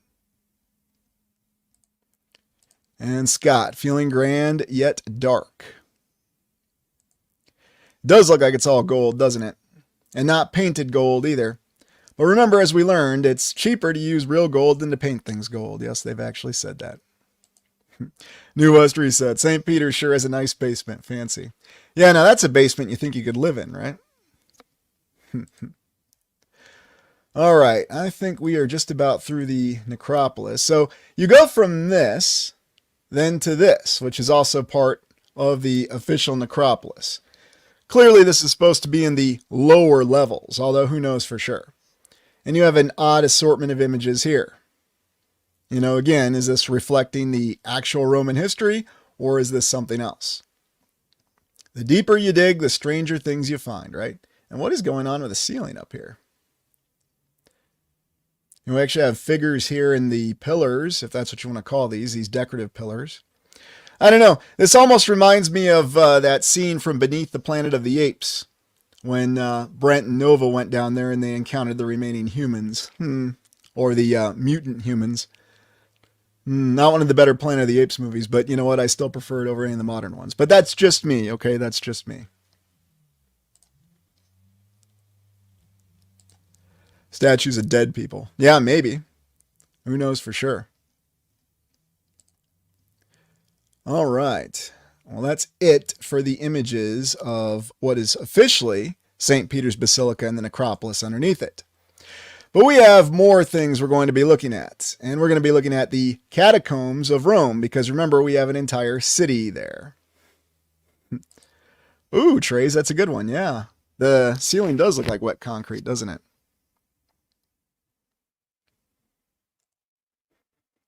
The notorious Mr. D. Tim Burton's Planet of the Apes was a good attempt. Yeah, Tim Burton probably would have been better suited just to demand writing the screenplay himself. Just my opinion. But yes, agreed.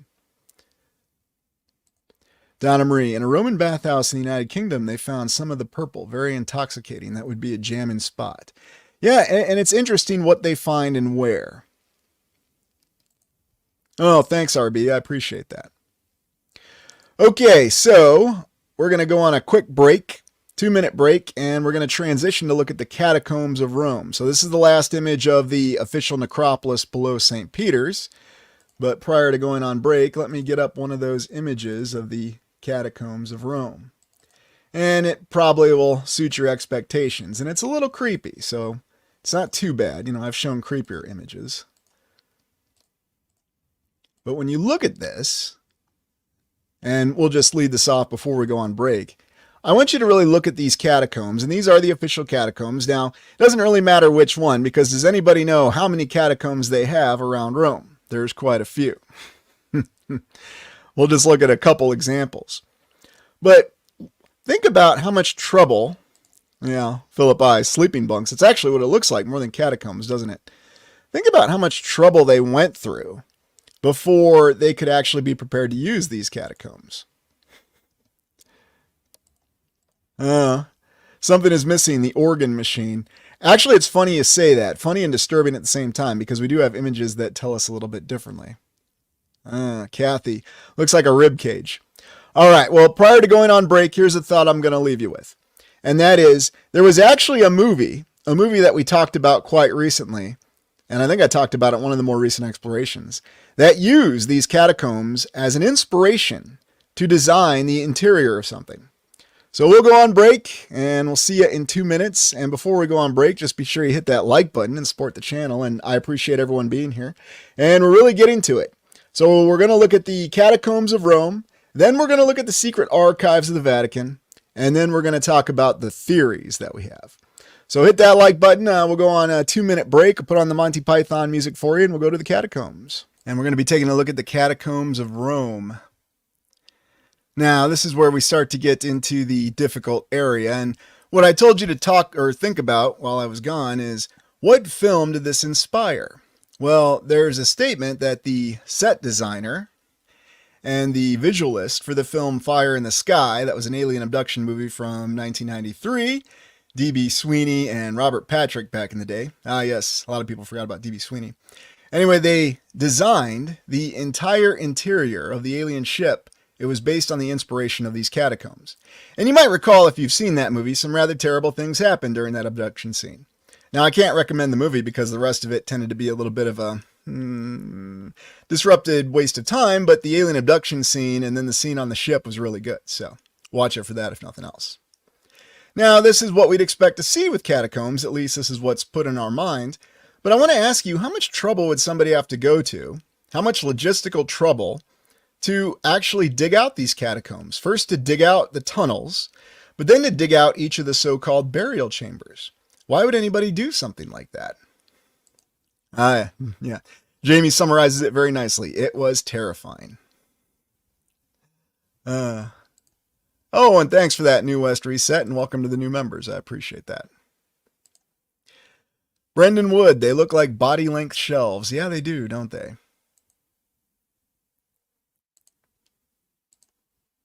But then you have certain images from lost works such as this. Now, you don't necessarily need to speak Italian or Latin to translate this. Subterranean Rome. But what they show here are a couple people that are actually being taken and put into these chambers. At least that's what this image shows you. But is that what's really happening here? Are they really handling the dead? There's some very disturbing things when you look into the details on this as well. Because what exactly is this representing here? On the right and on the left? I mean, is there something much more morbid going on than initially meets the eye? Something much more morbid than death and dealing with the dead? And when you look at some of the details in these images, they always seem to paint different pictures than what we might expect. I think we have a fascist there. Why not? So what do you think is going on? What do you think these tombs, these catacombs really represent? Can we get details from this image? What does it point to? RB, being cooked and eaten. Yeah, maybe. And maybe in a way we don't understand. Sky Sage, wizards in robes. Yeah, you see a lot of that too.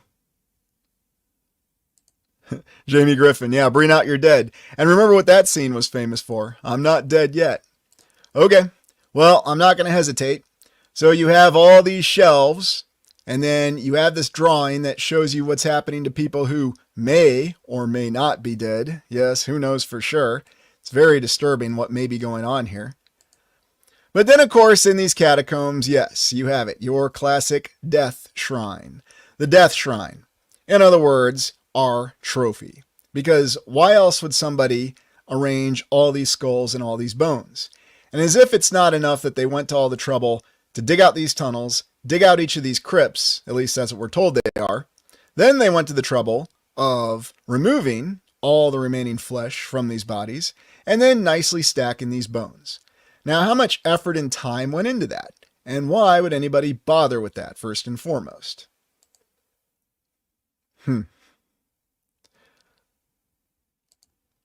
I am Cairo, stripped, dried, and clean. Ooh, piezoelectric bone power plant. Yeah, that's one explanation. And there's a lot of evidence that supports that, too. Or it could be a much darker explanation for all we know. Polly Dibs, I'm sure they had a lot of time down there. And so there's a couple different theories. We'll get to it. Christy, it's a big trophy room. Yeah, that's kind of the feeling you get when you look at it. And so this is why you really don't have to dive around with any theories. It's right here for all to see. I mean, the bones are still there. They didn't even move the bones. And you've got other images where you have some more morbid depictions of the bones. I mean, who does this? We're supposed to respect and venerate the dead. Does this look like it's respecting and venerating the dead? No, it looks like it's quite the opposite of that. And then you have these other odd images here and these other odd statues or sculptures or whatever you want to call it. Yeah, sure, somebody carved that. Okay, if you say so. And what the heck is this representing? And this is from one of the catacombs below Rome. I mean, this is just really strange when you look at this. You get all these images and these ideas of horrific suffering. Yeah, Day of the Dead is right. RB, that's one crazy art project. Yeah, I mean, who would even put their time into doing something like that? Oh, Robert, fear and torture. And this goes back to the theory of these underground catacombs actually being part of a massive orchestrated trap happening right before the reset as a way to get a lot of people out of the way. That may have been one thing that happened, or it could have been something like you see with the vaults in the Fallout series. Of course, I'm referring to the gaming series because that's the series that came up with the idea, at least maybe. And they brought the people down here and they thought they were going to be safe from whatever was coming, and they were anything but safe. They did things to them. Whether that was experimentation, whether that was killing, who knows? You know, a lot of different possibilities may have happened. But the bones are all still there. The bones are there. They're arranged in this very disturbing way. And then you have these statues that show suffering. So this really starts to overlap quickly. There's really no conspiracy here unless you're trying to come up with a conspiracy theory to explain why you have all these things in the same place. Well, we got bones, we got pictures of suffering, we got statues of suffering, but I don't think it was suffering. I think it was just a catacomb where they buried people. Okay. Yeah. Now who's reaching, right? Hey, Jay, good to see you. Yeah, probably a lot of both, no doubt about it. Well, and yeah, you know, Mr. Something Else, I'm always reminded of that episode Clues from Star Trek The Next Generation where Data has been ordered to lie and he's trying to come up with explanations and it always feels like he's reaching. So that's what this seems like. Yeah, Rod Tack. I mean, billions, who knows? It might even be more than that with the skulls and the skeletons and the pieces of skeletons. And here you can see the rest of that image, and this is where this really gets horrific. I mean, who even does something like this? And we have seen this in other locations before, the so-called ossuaries. And no, I don't think they filmed any scenes from Dungeons and Dragons here. So no Jeremy Irons hamming it up. You know, I mean, when you go back and you watch that movie, and I'll just call it as it is, that wasn't exactly the best of movies. The best reason to watch it is Jeremy Irons hamming it up. But think about this. He's actually filming the scene in front of these real bones. And here we are in Rome. And I mean, what's with this skeleton up here over this? What is this really showing? In a catacomb. Oh, Paulie with a good comment there. Almost a symbolic hell underneath a symbolic heaven. Yeah, maybe. Or perhaps a corruption of it even, if you will. Yes, a corruption of heaven. Imagine that. And Cynthia Wood, they've been harvesting us for thousands of years. Well, could definitely get that impression from this image. There's no doubt about it. Oh, Jamie. Demiurge worship.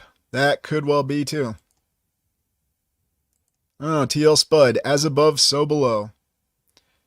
So all the symbolism is right here for us to see. I mean, there's no two ways about it. And this is how they have some of these catacombs marked. And I mean, up on the surface, it seems very innocuous, very innocent. Like, oh, catacomb, let's go take a look. And then you get down there. Yeah, lots of bones, lots of statues and suffering. Maybe it's not so much fun. I don't know. Now, you can also get an idea of some of the other layouts of these catacombs, and this is closer to the surface, apparently, for access. But then you still have the arches. You still have the fine geometric precision. It's just made out of bricks. It also looks like the, wait for it, Aurelian walls. They're made the same way. And you'll notice that. But then you, again, have the very odd artwork in these catacombs. I mean, what the heck is this showing? Superman trying to escape some nasty dragon that's biting him on the butt? I mean, I don't know. And there's all kinds of odd artwork like that. Yeah, lovely, lovely catacombs. That's right. I am Kairos. Brixels again. Well, yeah, you can never have enough of those. Paulie, any theories or claims about how these tunnels were even built? Nah, they just say that they dug them out over a long period of time. They had a lot of money. Ooh, Jay, Chimera. Yeah, that could be. Yeah, sadistic. Ooh, Kathy, merman. Yeah, it does kind of look like a merman, doesn't it? Lori with the best question here. How did they build all the tunnels everywhere? Great question, Lori. Don't know. Ooh, Jamie, yeah, serpents eating men. Going back to that old depiction again. And then there's even more ornate skull arrangements. Yeah, I mean, what exactly is with this? And then just all the time, and remember, these are all human bones that you're seeing here. So someone took all the time to do this. And yet, for some reason, this is also left standing. Well, we got to preserve history. If it was in the United States, it'd be on the National Register of Historic Places. Technically, no, I'm not going to say it because I'll get the video in trouble, but yeah, I think you follow where I'm going with it. Then you also have these other arrangements of bones. Crypts and catacombs of Rome. So, I mean, the first part of the exploration, we just looked at St. Peter's alone. Now we're looking at the whole city. And yeah, as I think it was Rod Tack said, how many bones are there? Millions? Billions? I mean, it really gets disturbing when you start to look at it. Chassis, I thought human bones turned to dust after so long. One would expect that, but that's not the situation that we get, is it? Barbara, it'd be a state park. Who knows? Maybe it is. Oh, Victoria, maybe it's more recent than we think. That could be too. And that's probably one of the more disturbing possibilities. Great comment there. Yeah, exactly. Maybe not as long ago. Because remember, it seems as though everyone wants us to think there's a lot of time. It's been hundreds of years, it's been thousands of years, but these bones, this might not have been so long ago. And here's another one of these interesting images here. Human being devoured by something. Giant serpent bunny rabbit. Maybe this is where the killer rabbit of Carbong came from Monty Python and the Holy Grail. Carabong, I'm not saying that correct, but that's okay. And then some of the other images in these catacombs, and you get the hint of some of the artwork, but who knows how this has been changed.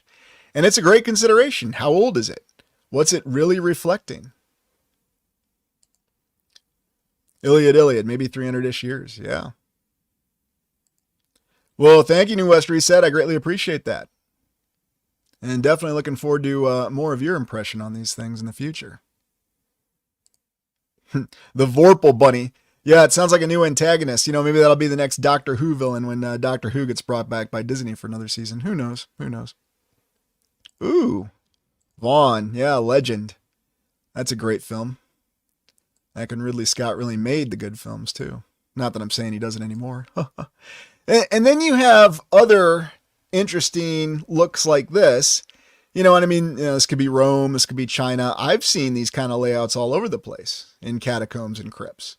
So again, who knows what this is really reflecting?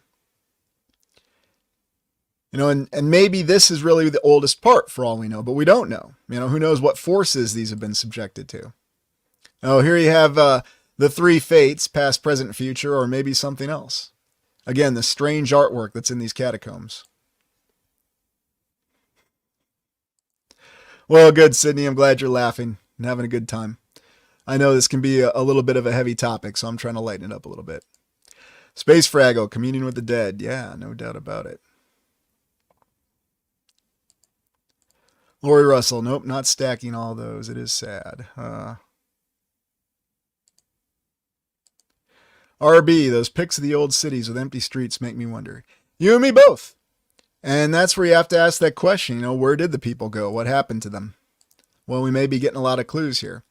Here's another one of these images from these older books. Now, these books are stated to have been composed during the Middle Ages, which, remember, they weren't such a dark period. Okay, it was just stated that. But you get the idea that these catacombs or these crypts or tombs may have been more ornate. And why do we have the impression they have a different purpose than what we're told? I mean, what the heck's going on here? Were they playing hockey? I have no idea. Really, really odd. And again, just a drawn picture, so who knows how accurate it is. But then also some of the imagery that was taken from these sarcophaguses.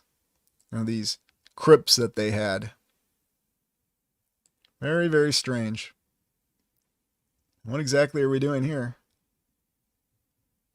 Just a lot of symbolism that, I'm at a complete loss to even try to speculate on. You can look at it and try to interpret it, but, what's it really mean? It's just about as alien as that ship was in Fire in the Sky. No wonder they looked to here to inspire that ship in Fire in the Sky, huh? And I don't even know if the details on that match up, but it is odd to me how much it looks alike. And then you'll get some other images like this, and this does kind of match that first image that we saw from the necropolis underneath St. Peter's. But again, what's this material? I have not personally been to this one, so I don't know. It looks like this was all formed and carved or cut out. Again, we have fine arches. If you look hard enough, you'll see the details. So were they eroded by something? Was this subjected to some horrifying forces that we can't fully understand? Just don't know.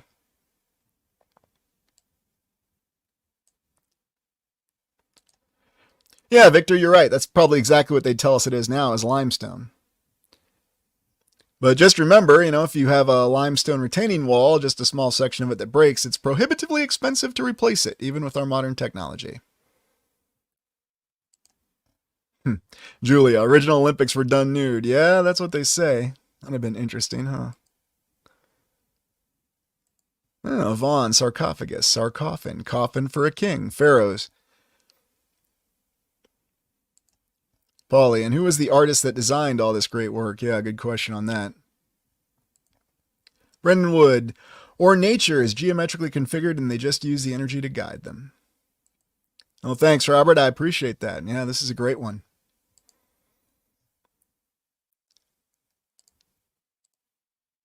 And then here you have somebody actually looking at all these bones, skulls. Now, I've personally, full disclosure, I've only been to one ossuary, and I swore never to go to one again because it was very disturbing to me. But, again, that's just me. I'm not judging people. I know a lot of people are just told, hey, these are great tourist attractions. Go look at them and enjoy yourselves. But for me, there's just something very disturbing to think that every single one of these skulls, every single one of these bones belong to a real human being. So, I don't know. It's one of those things that maybe I think about a little bit too much. But then you'll also find in what they call the private catacombs, this very odd assortment of skulls. And this is where you get the idea that a lot more suffering may have occurred. And these are probably a little bit more difficult for me to look at personally. I don't know if they're more difficult for you to look at, but I thought I'd include them because, yeah, they're part of the catacombs. And it paints a much darker picture. Wendy, creepy people are touching those bones. Yeah, that's right.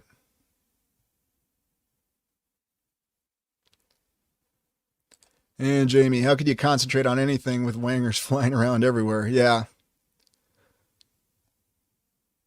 Scott Pike, only a demon would create art with human remains. Yeah, it's not something I can imagine anybody doing. You do a painting, you can do a representation, you can use clay, but to use the actual bones, yeah, it's disturbing.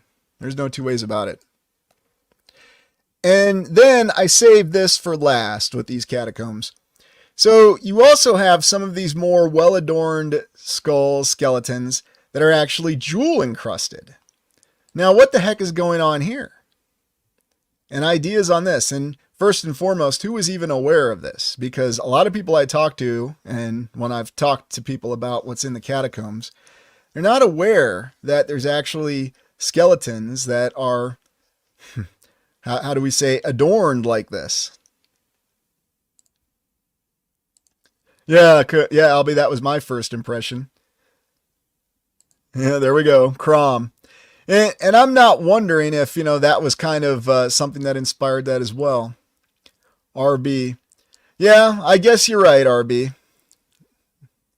Certainly not something I do, but, I'm not going left or right on any of those opinions, but yeah. Hey, Spirit, good question. I don't know in this particular case.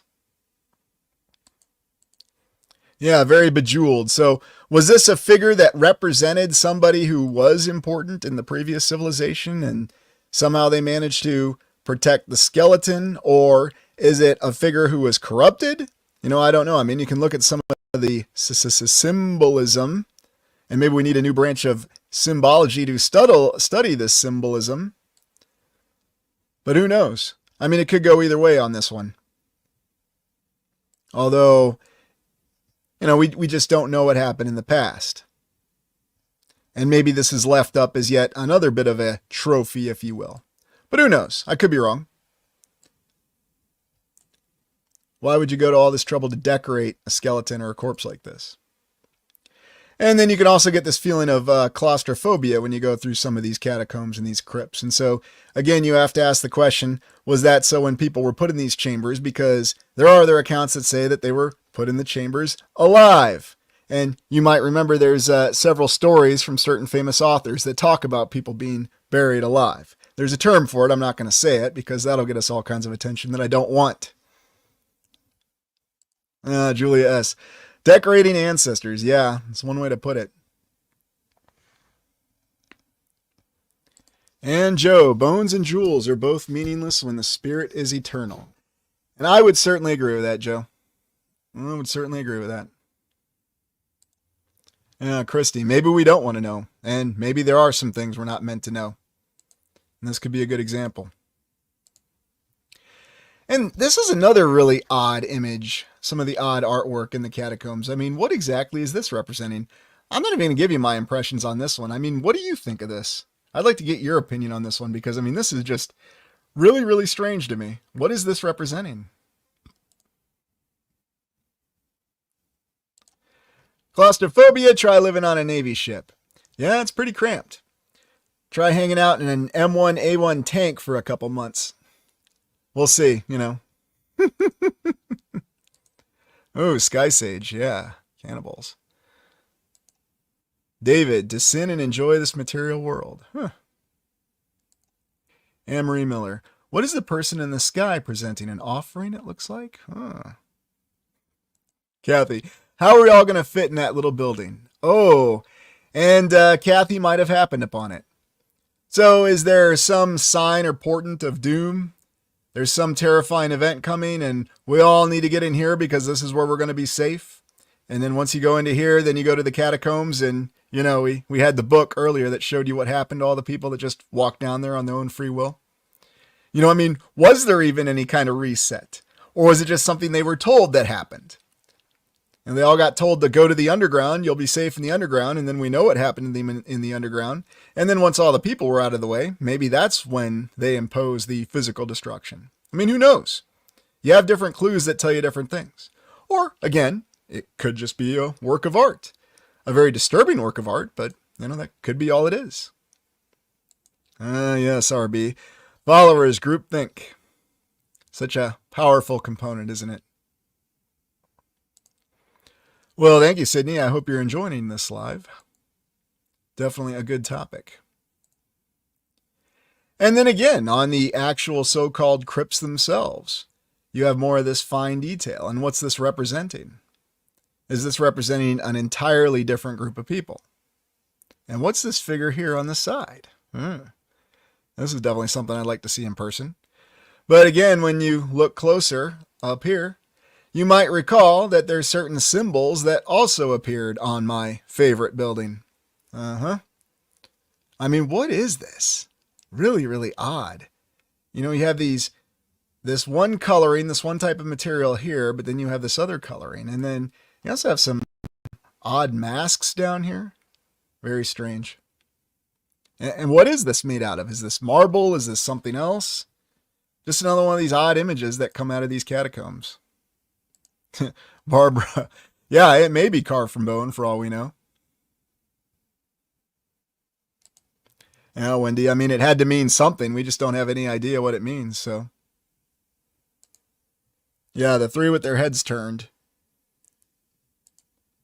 And I mean, we could put a lot of different analysis into this, you know, and who do these people represent? Are these representing the people that were being told that they would be safe, or do these actually represent the last representatives of the previous civilization who didn't go along with it? I mean, we just don't know. You know, what the heck is this creature? I'd like to see it a little bit better. I'll have to see if I can find some other images of this, but this is the best I can do. And then you also have this, where you have examples of more elaborate construction, especially in the ceiling here, leading down into these crypts and these tombs. And so this is why I'm of the mindset that when they constructed these places, you know, were they repurposed from other buildings maybe? Were they actually remnants of even earlier structures from a previous era that got repurposed? Who knows? There's all kinds of possibilities on the table. But you get the impression that they wanted to make them look welcoming. Oh yeah, come down here. You'll be safe. Now that's just my read on it. I could be completely wrong. You know, they just decorated it because, you know, they respected the dead so much. Sure, they respected the dead so much that they decided to arrange their bones in a nice, morbid fashion. Because that's what you do when you respect the dead, right? The detail on this is pretty stunning.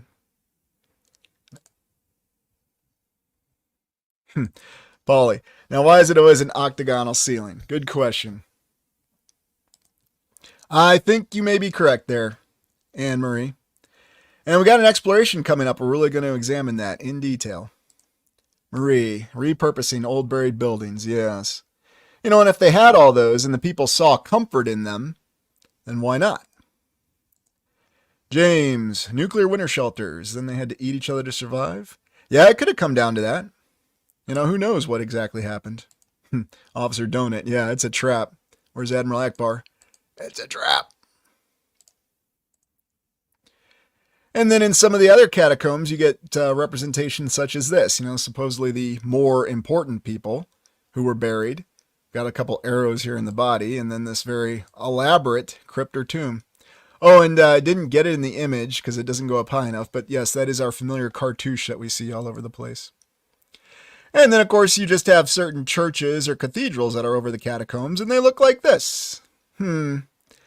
So again, it definitely begs the question, you know, are we looking at multiple layers of multiple eras? I mean, and that's the very crux of the 5 eras theory right there.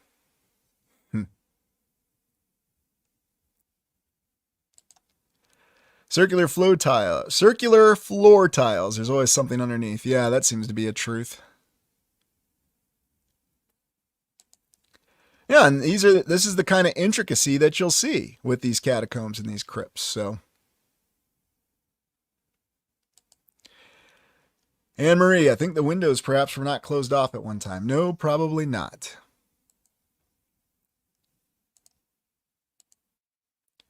And then just to show you this, I mean, they inform us that there were crypts and catacombs for everybody of all faiths. That's what they tell us. So, you know, you had the Christian catacombs, you had the Jewish catacombs, and yes, you have you have so many Islamic catacombs when you go to the Middle East too. Everybody's got catacombs. Seems to be something everybody was into.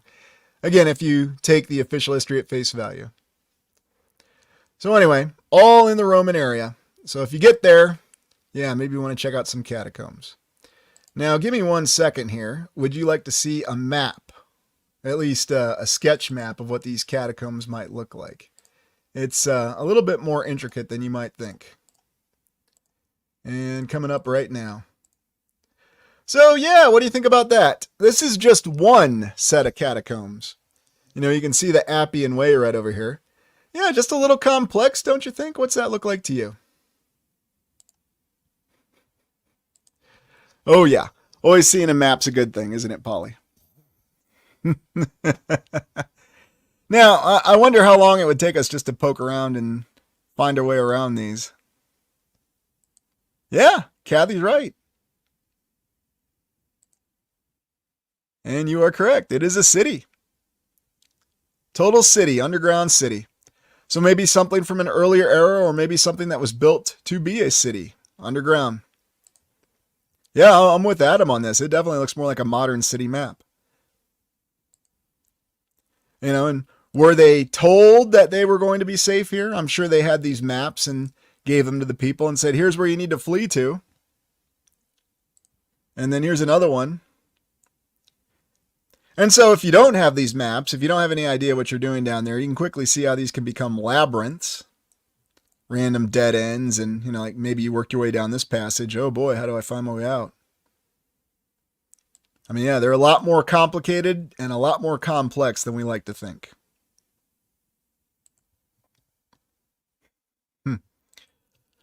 Yeah, Polly, I don't know if that would help.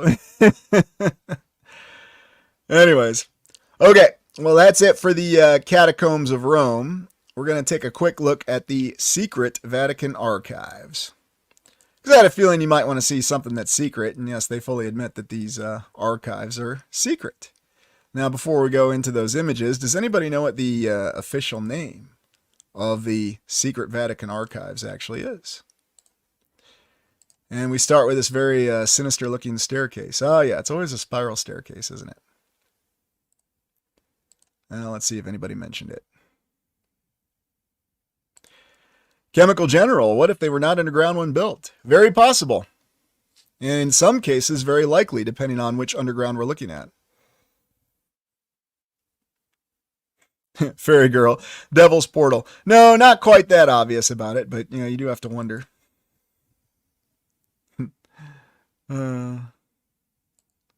Stabulator, how did you get into the secret vault? Well, it's one of those things, Stabulator, where they call it secret, but it's not really so secret, if you follow. Archivium Secretum Vaticum. That's a good one, New West Reset.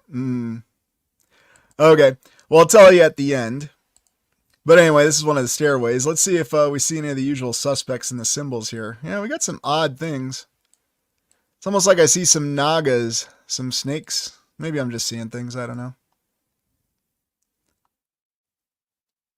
Not exactly the best image, but you know what happens if I show too high quality images sometimes of certain things, so. But anyway, in the secret archives, you have all these works that go on as far as the eye can see. Now, we'll look at the exterior of this because it's one of those deceptive things. It's kind of like the TARDIS on Doctor Who. Oh yeah, there you go, Polly, lion heads. Yeah, May very much so. In the classic tradition, too. Good one, I am Kairos. No, they better not call it that.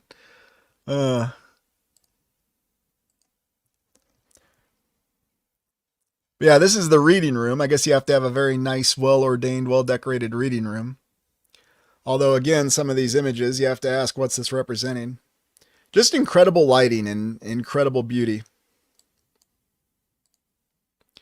And then the numerous scrolls that they have, documents, depositories. What do they really say on them? What knowledge do they have? Well, apparently they don't have the knowledge of when and where St. Peter was exactly buried, but they'll tell you everything else, apparently. Don't know for sure. But then you have all these interesting old bound books that are there as well. Now, do these books actually have what's stated on them? What's the contents? A lot of times they'll tell you, well, it's just referring to law because we always have so many law books. But is that really what the case is? Actually, you might find hundreds or thousands of more. I'm not saying that you will, just suggesting it's possible. That's true too, Officer Donut. It could be that.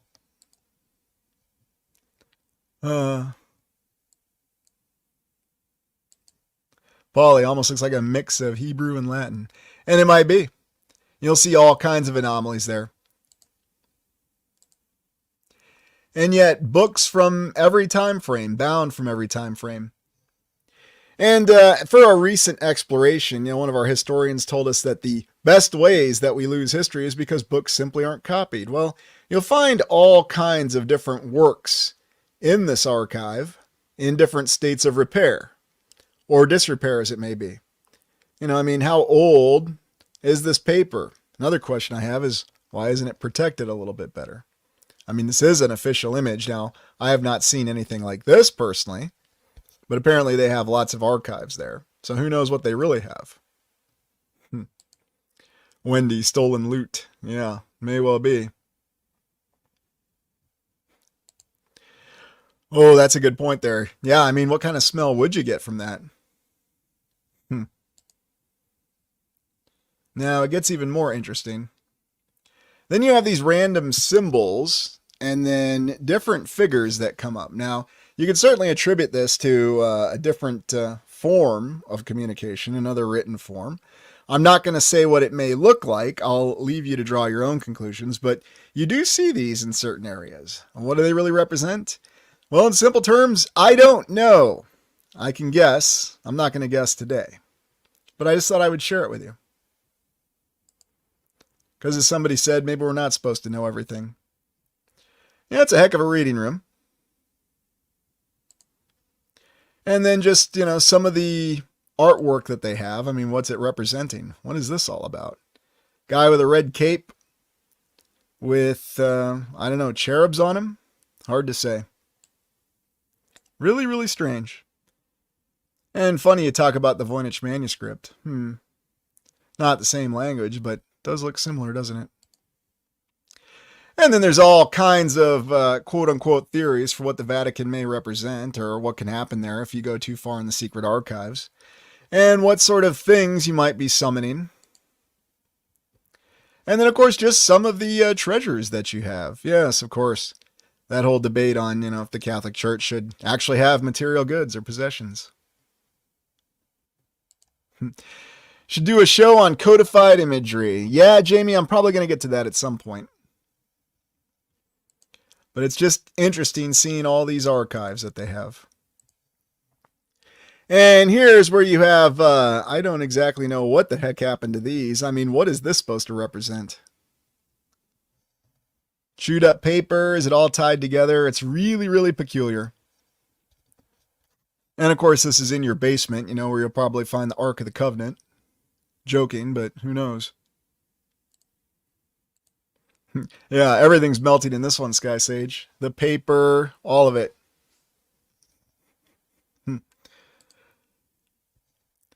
Yep, there you go. It is old-fashioned bookbinding. Very old-fashioned bookbinding. Yet, oddly enough, somehow those books survived. They shouldn't have survived those, should they? At least if they're as old as they say. Yeah, so just a lot more questions. And different manuscripts, different seals. And who knows what the actual compendium of knowledge is here. A lot of hints, though, that it's a lot, but as I've explored before, a lot of it may be here, and a lot of it may be spread across the land, because why would you keep all your eggs in one basket? Oh, and, of course, it wouldn't be a real place without the checkerboard floor. This is technically part of the Vatican Museum. And then some of these other incredible books, 1840, 1840, 1841. Is that a year? Well, I don't know.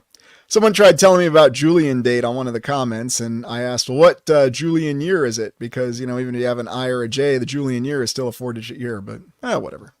Maybe they'll answer me in the comments. I'm kind of curious. And you also have these interesting works. So different kinds of books here. Larger books, binded differently. Let's see, 1, 2, 3, 4, 5, 6 hubs. Sure, it's a coincidence. Yeah, and who knows what's really in these books? What kind of knowledge do they contain?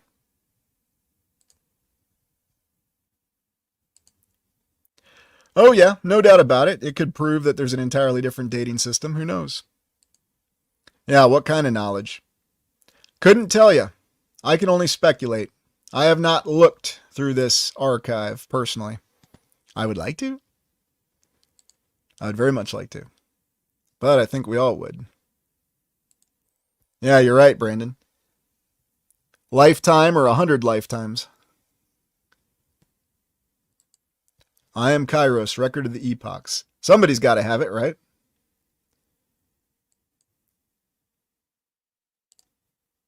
Anyways. You know, and then you've got some of the works that seem to be guarded a little bit more, so who knows exactly what they're saying. Protected, locked up, limited access.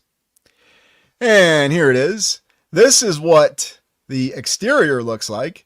Yeah, not exactly what you expect to see, and there's a reason why I showed you the interior first. It's very, very innocent looking. Oh, it just looks like some old buildings that have been there for a while. You'd never expect there to be secret archives in it. And here's where you actually have it. The Apostolic Library is what they call it. Yeah, it's amazing how cramped everything is in Vatican City, isn't it?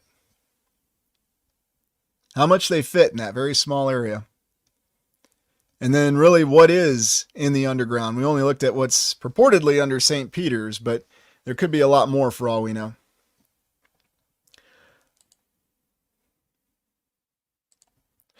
Why did Napoleon spare the Vatican, Brian asks. Who knows? Maybe Napoleon didn't really exist, or Napoleon was a renegade reset commander. Maybe he never really wanted to destroy the Vatican. It's kind of odd, though, because a lot of people spared the Vatican. Basically, everybody, if you look in the official history. So maybe there's something significant about it.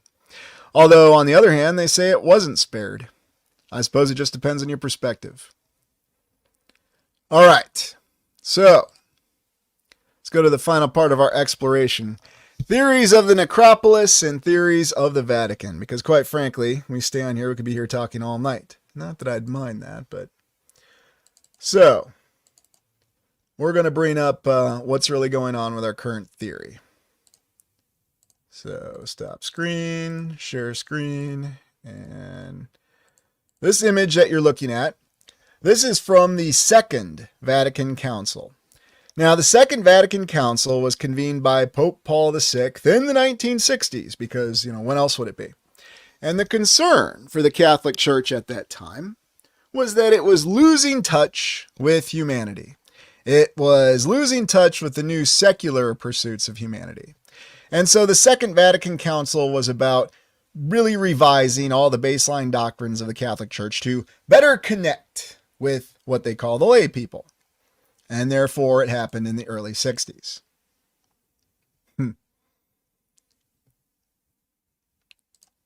Michael, the Vatican thinks in centuries. Maybe even on a longer timeline. But who knows? Who knows what was really going on here? However, a lot of people who were historians of the Catholic Church, and it was quite a hot topic in the late 1990s, back when I was still teaching. And in the official history, they say that the Catholic Church made a hard turn after this Second Vatican Council. Now, did it, or is it just representing a hard turn? I don't know. Because prior to this, we didn't have the bones of St. Peter. After this, yes, it's the bones of St. Peter. Prior to this, we didn't have the papal auditorium. After this, Paul VI, we need to build the papal auditorium. Yes, the Paul VI papal auditorium, the building that's right next to St. Peter's. And it has a very peculiar shape to it. Now, I don't think I have to tell you what the shape of this auditorium is. It's this building right here, this trapezoid shape. Has this really interesting oval window in it. I'm not going to insult your intelligence by telling you what it is, and I'm not going to show you pictures that compare it to what people think it looks like, because I think you can see it pretty clearly. Here's another image of it. Yes, built in the 1960s as well. Yeah, if you need someone to spell it out for you. Indeed. And you have to ask the question, could they have built it like that anymore if they tried? Here's what it looks like from above. Yeah, it's a trapezoid. What looks like a trapezoid? I don't know. And here you are from the back looking down the center of it. Boy, I don't know what that looks like. I mean, do I really even have to tell you what this looks like? And don't tell me that this is just a facet of imagination, that my mind is making me see something that's not really there. Come on.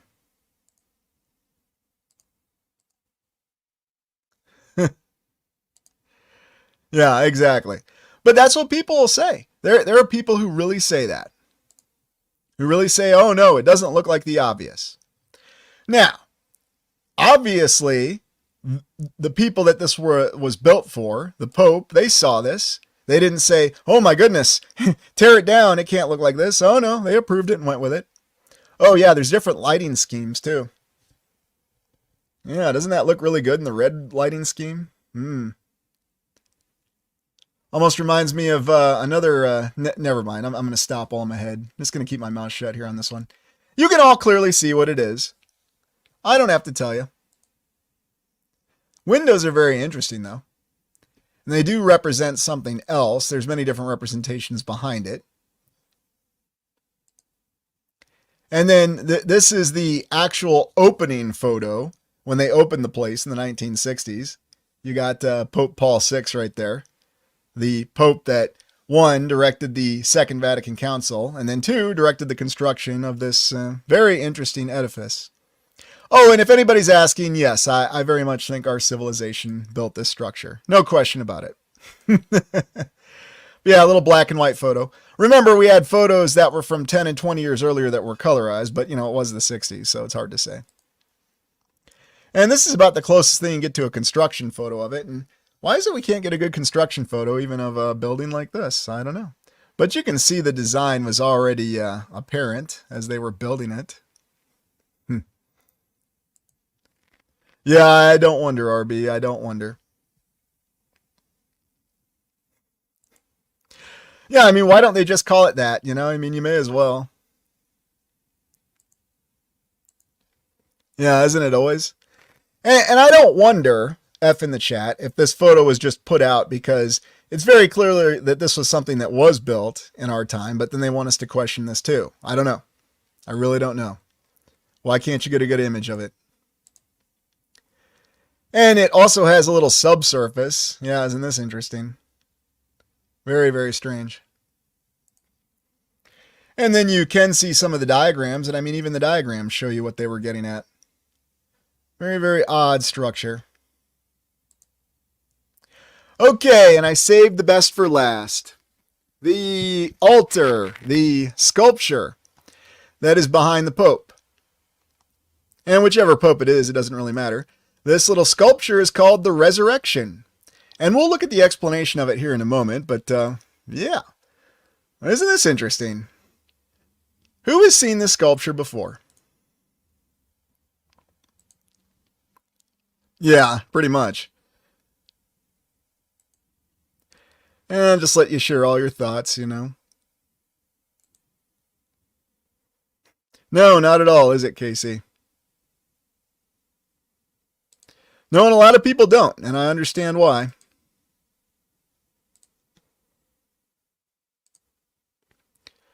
So something else that's really peculiar, while we have this interestingly shaped building from the outside and the inside, we also have this very morbid sculpture. What don't you see in these images? That is the Pope, by the way, right there in the middle. What don't you see in any of these images? What's missing that we'd expect to see?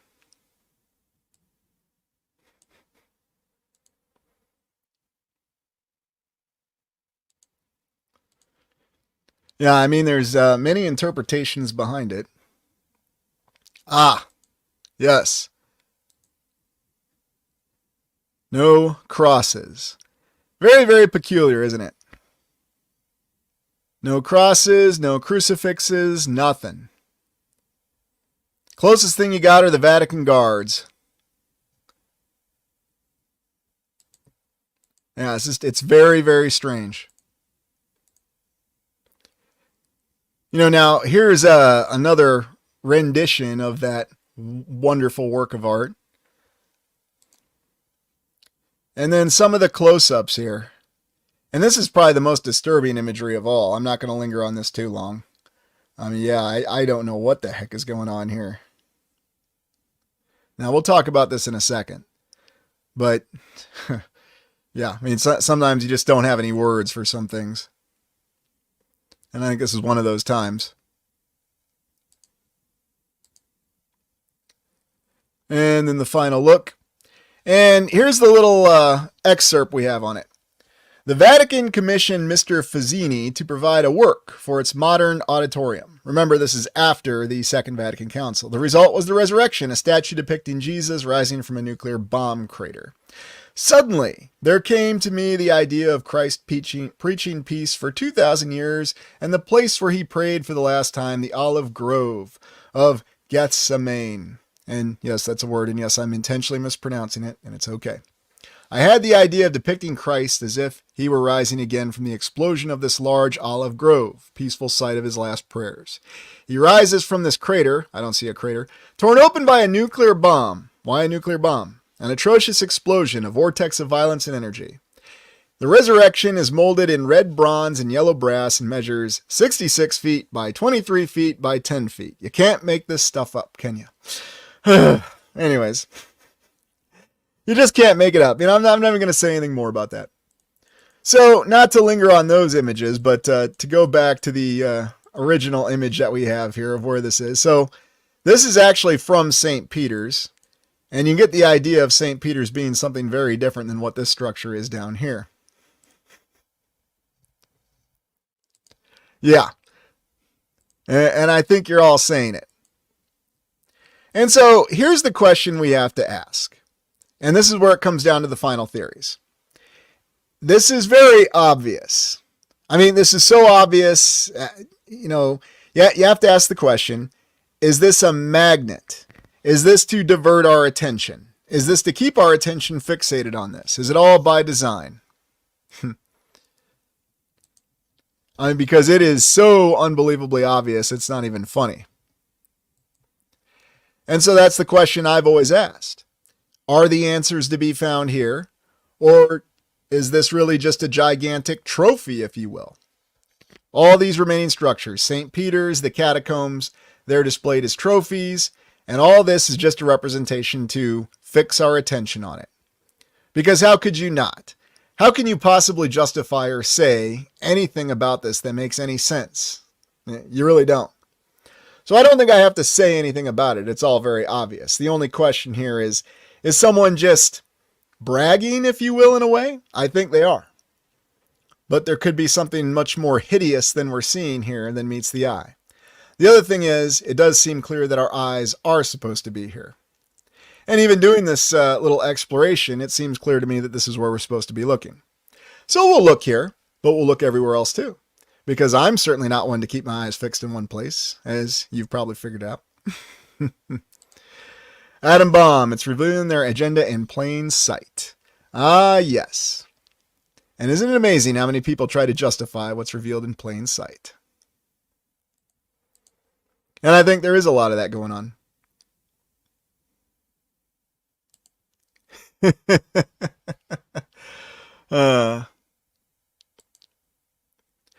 But anyways, I will, of course, leave it to you to decide what to think about this and all the things that we looked at in this exploration. There's a lot of different details that we could follow. There's a lot of different paths that we can follow. And if you've been with the channel for a while, we have explored the libraries in detail. And it seems obvious when it comes to the libraries that we are supposed to look in certain places for the lost knowledge. However, there are hints that it is all over the place. And that's about all I can really say and reveal right now. But in any event. Okay, well, I know this exploration went a little longer, but there was a lot of great things to cover here. And, the theories. This could be something that is being shown in our face in plain sight. This could be something that's also being shown in our face and to direct our attention towards.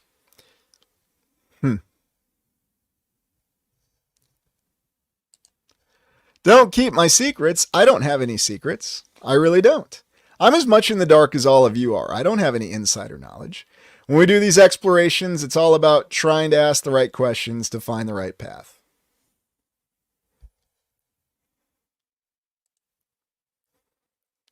Well, thanks, Heidi. I appreciate that. And no, it's not an easy topic to cover. It's really not. All right. Well, I hope you all enjoyed this exploration. And we will continue on this next week. And before you depart, please hit the like button. And it was wonderful to see what everybody had to say. And I know I missed a lot in the chat, so I'm going to probably be spending a lot of time the next couple of days rereading it. So thank you, everybody, for being here. And this was a very interesting exploration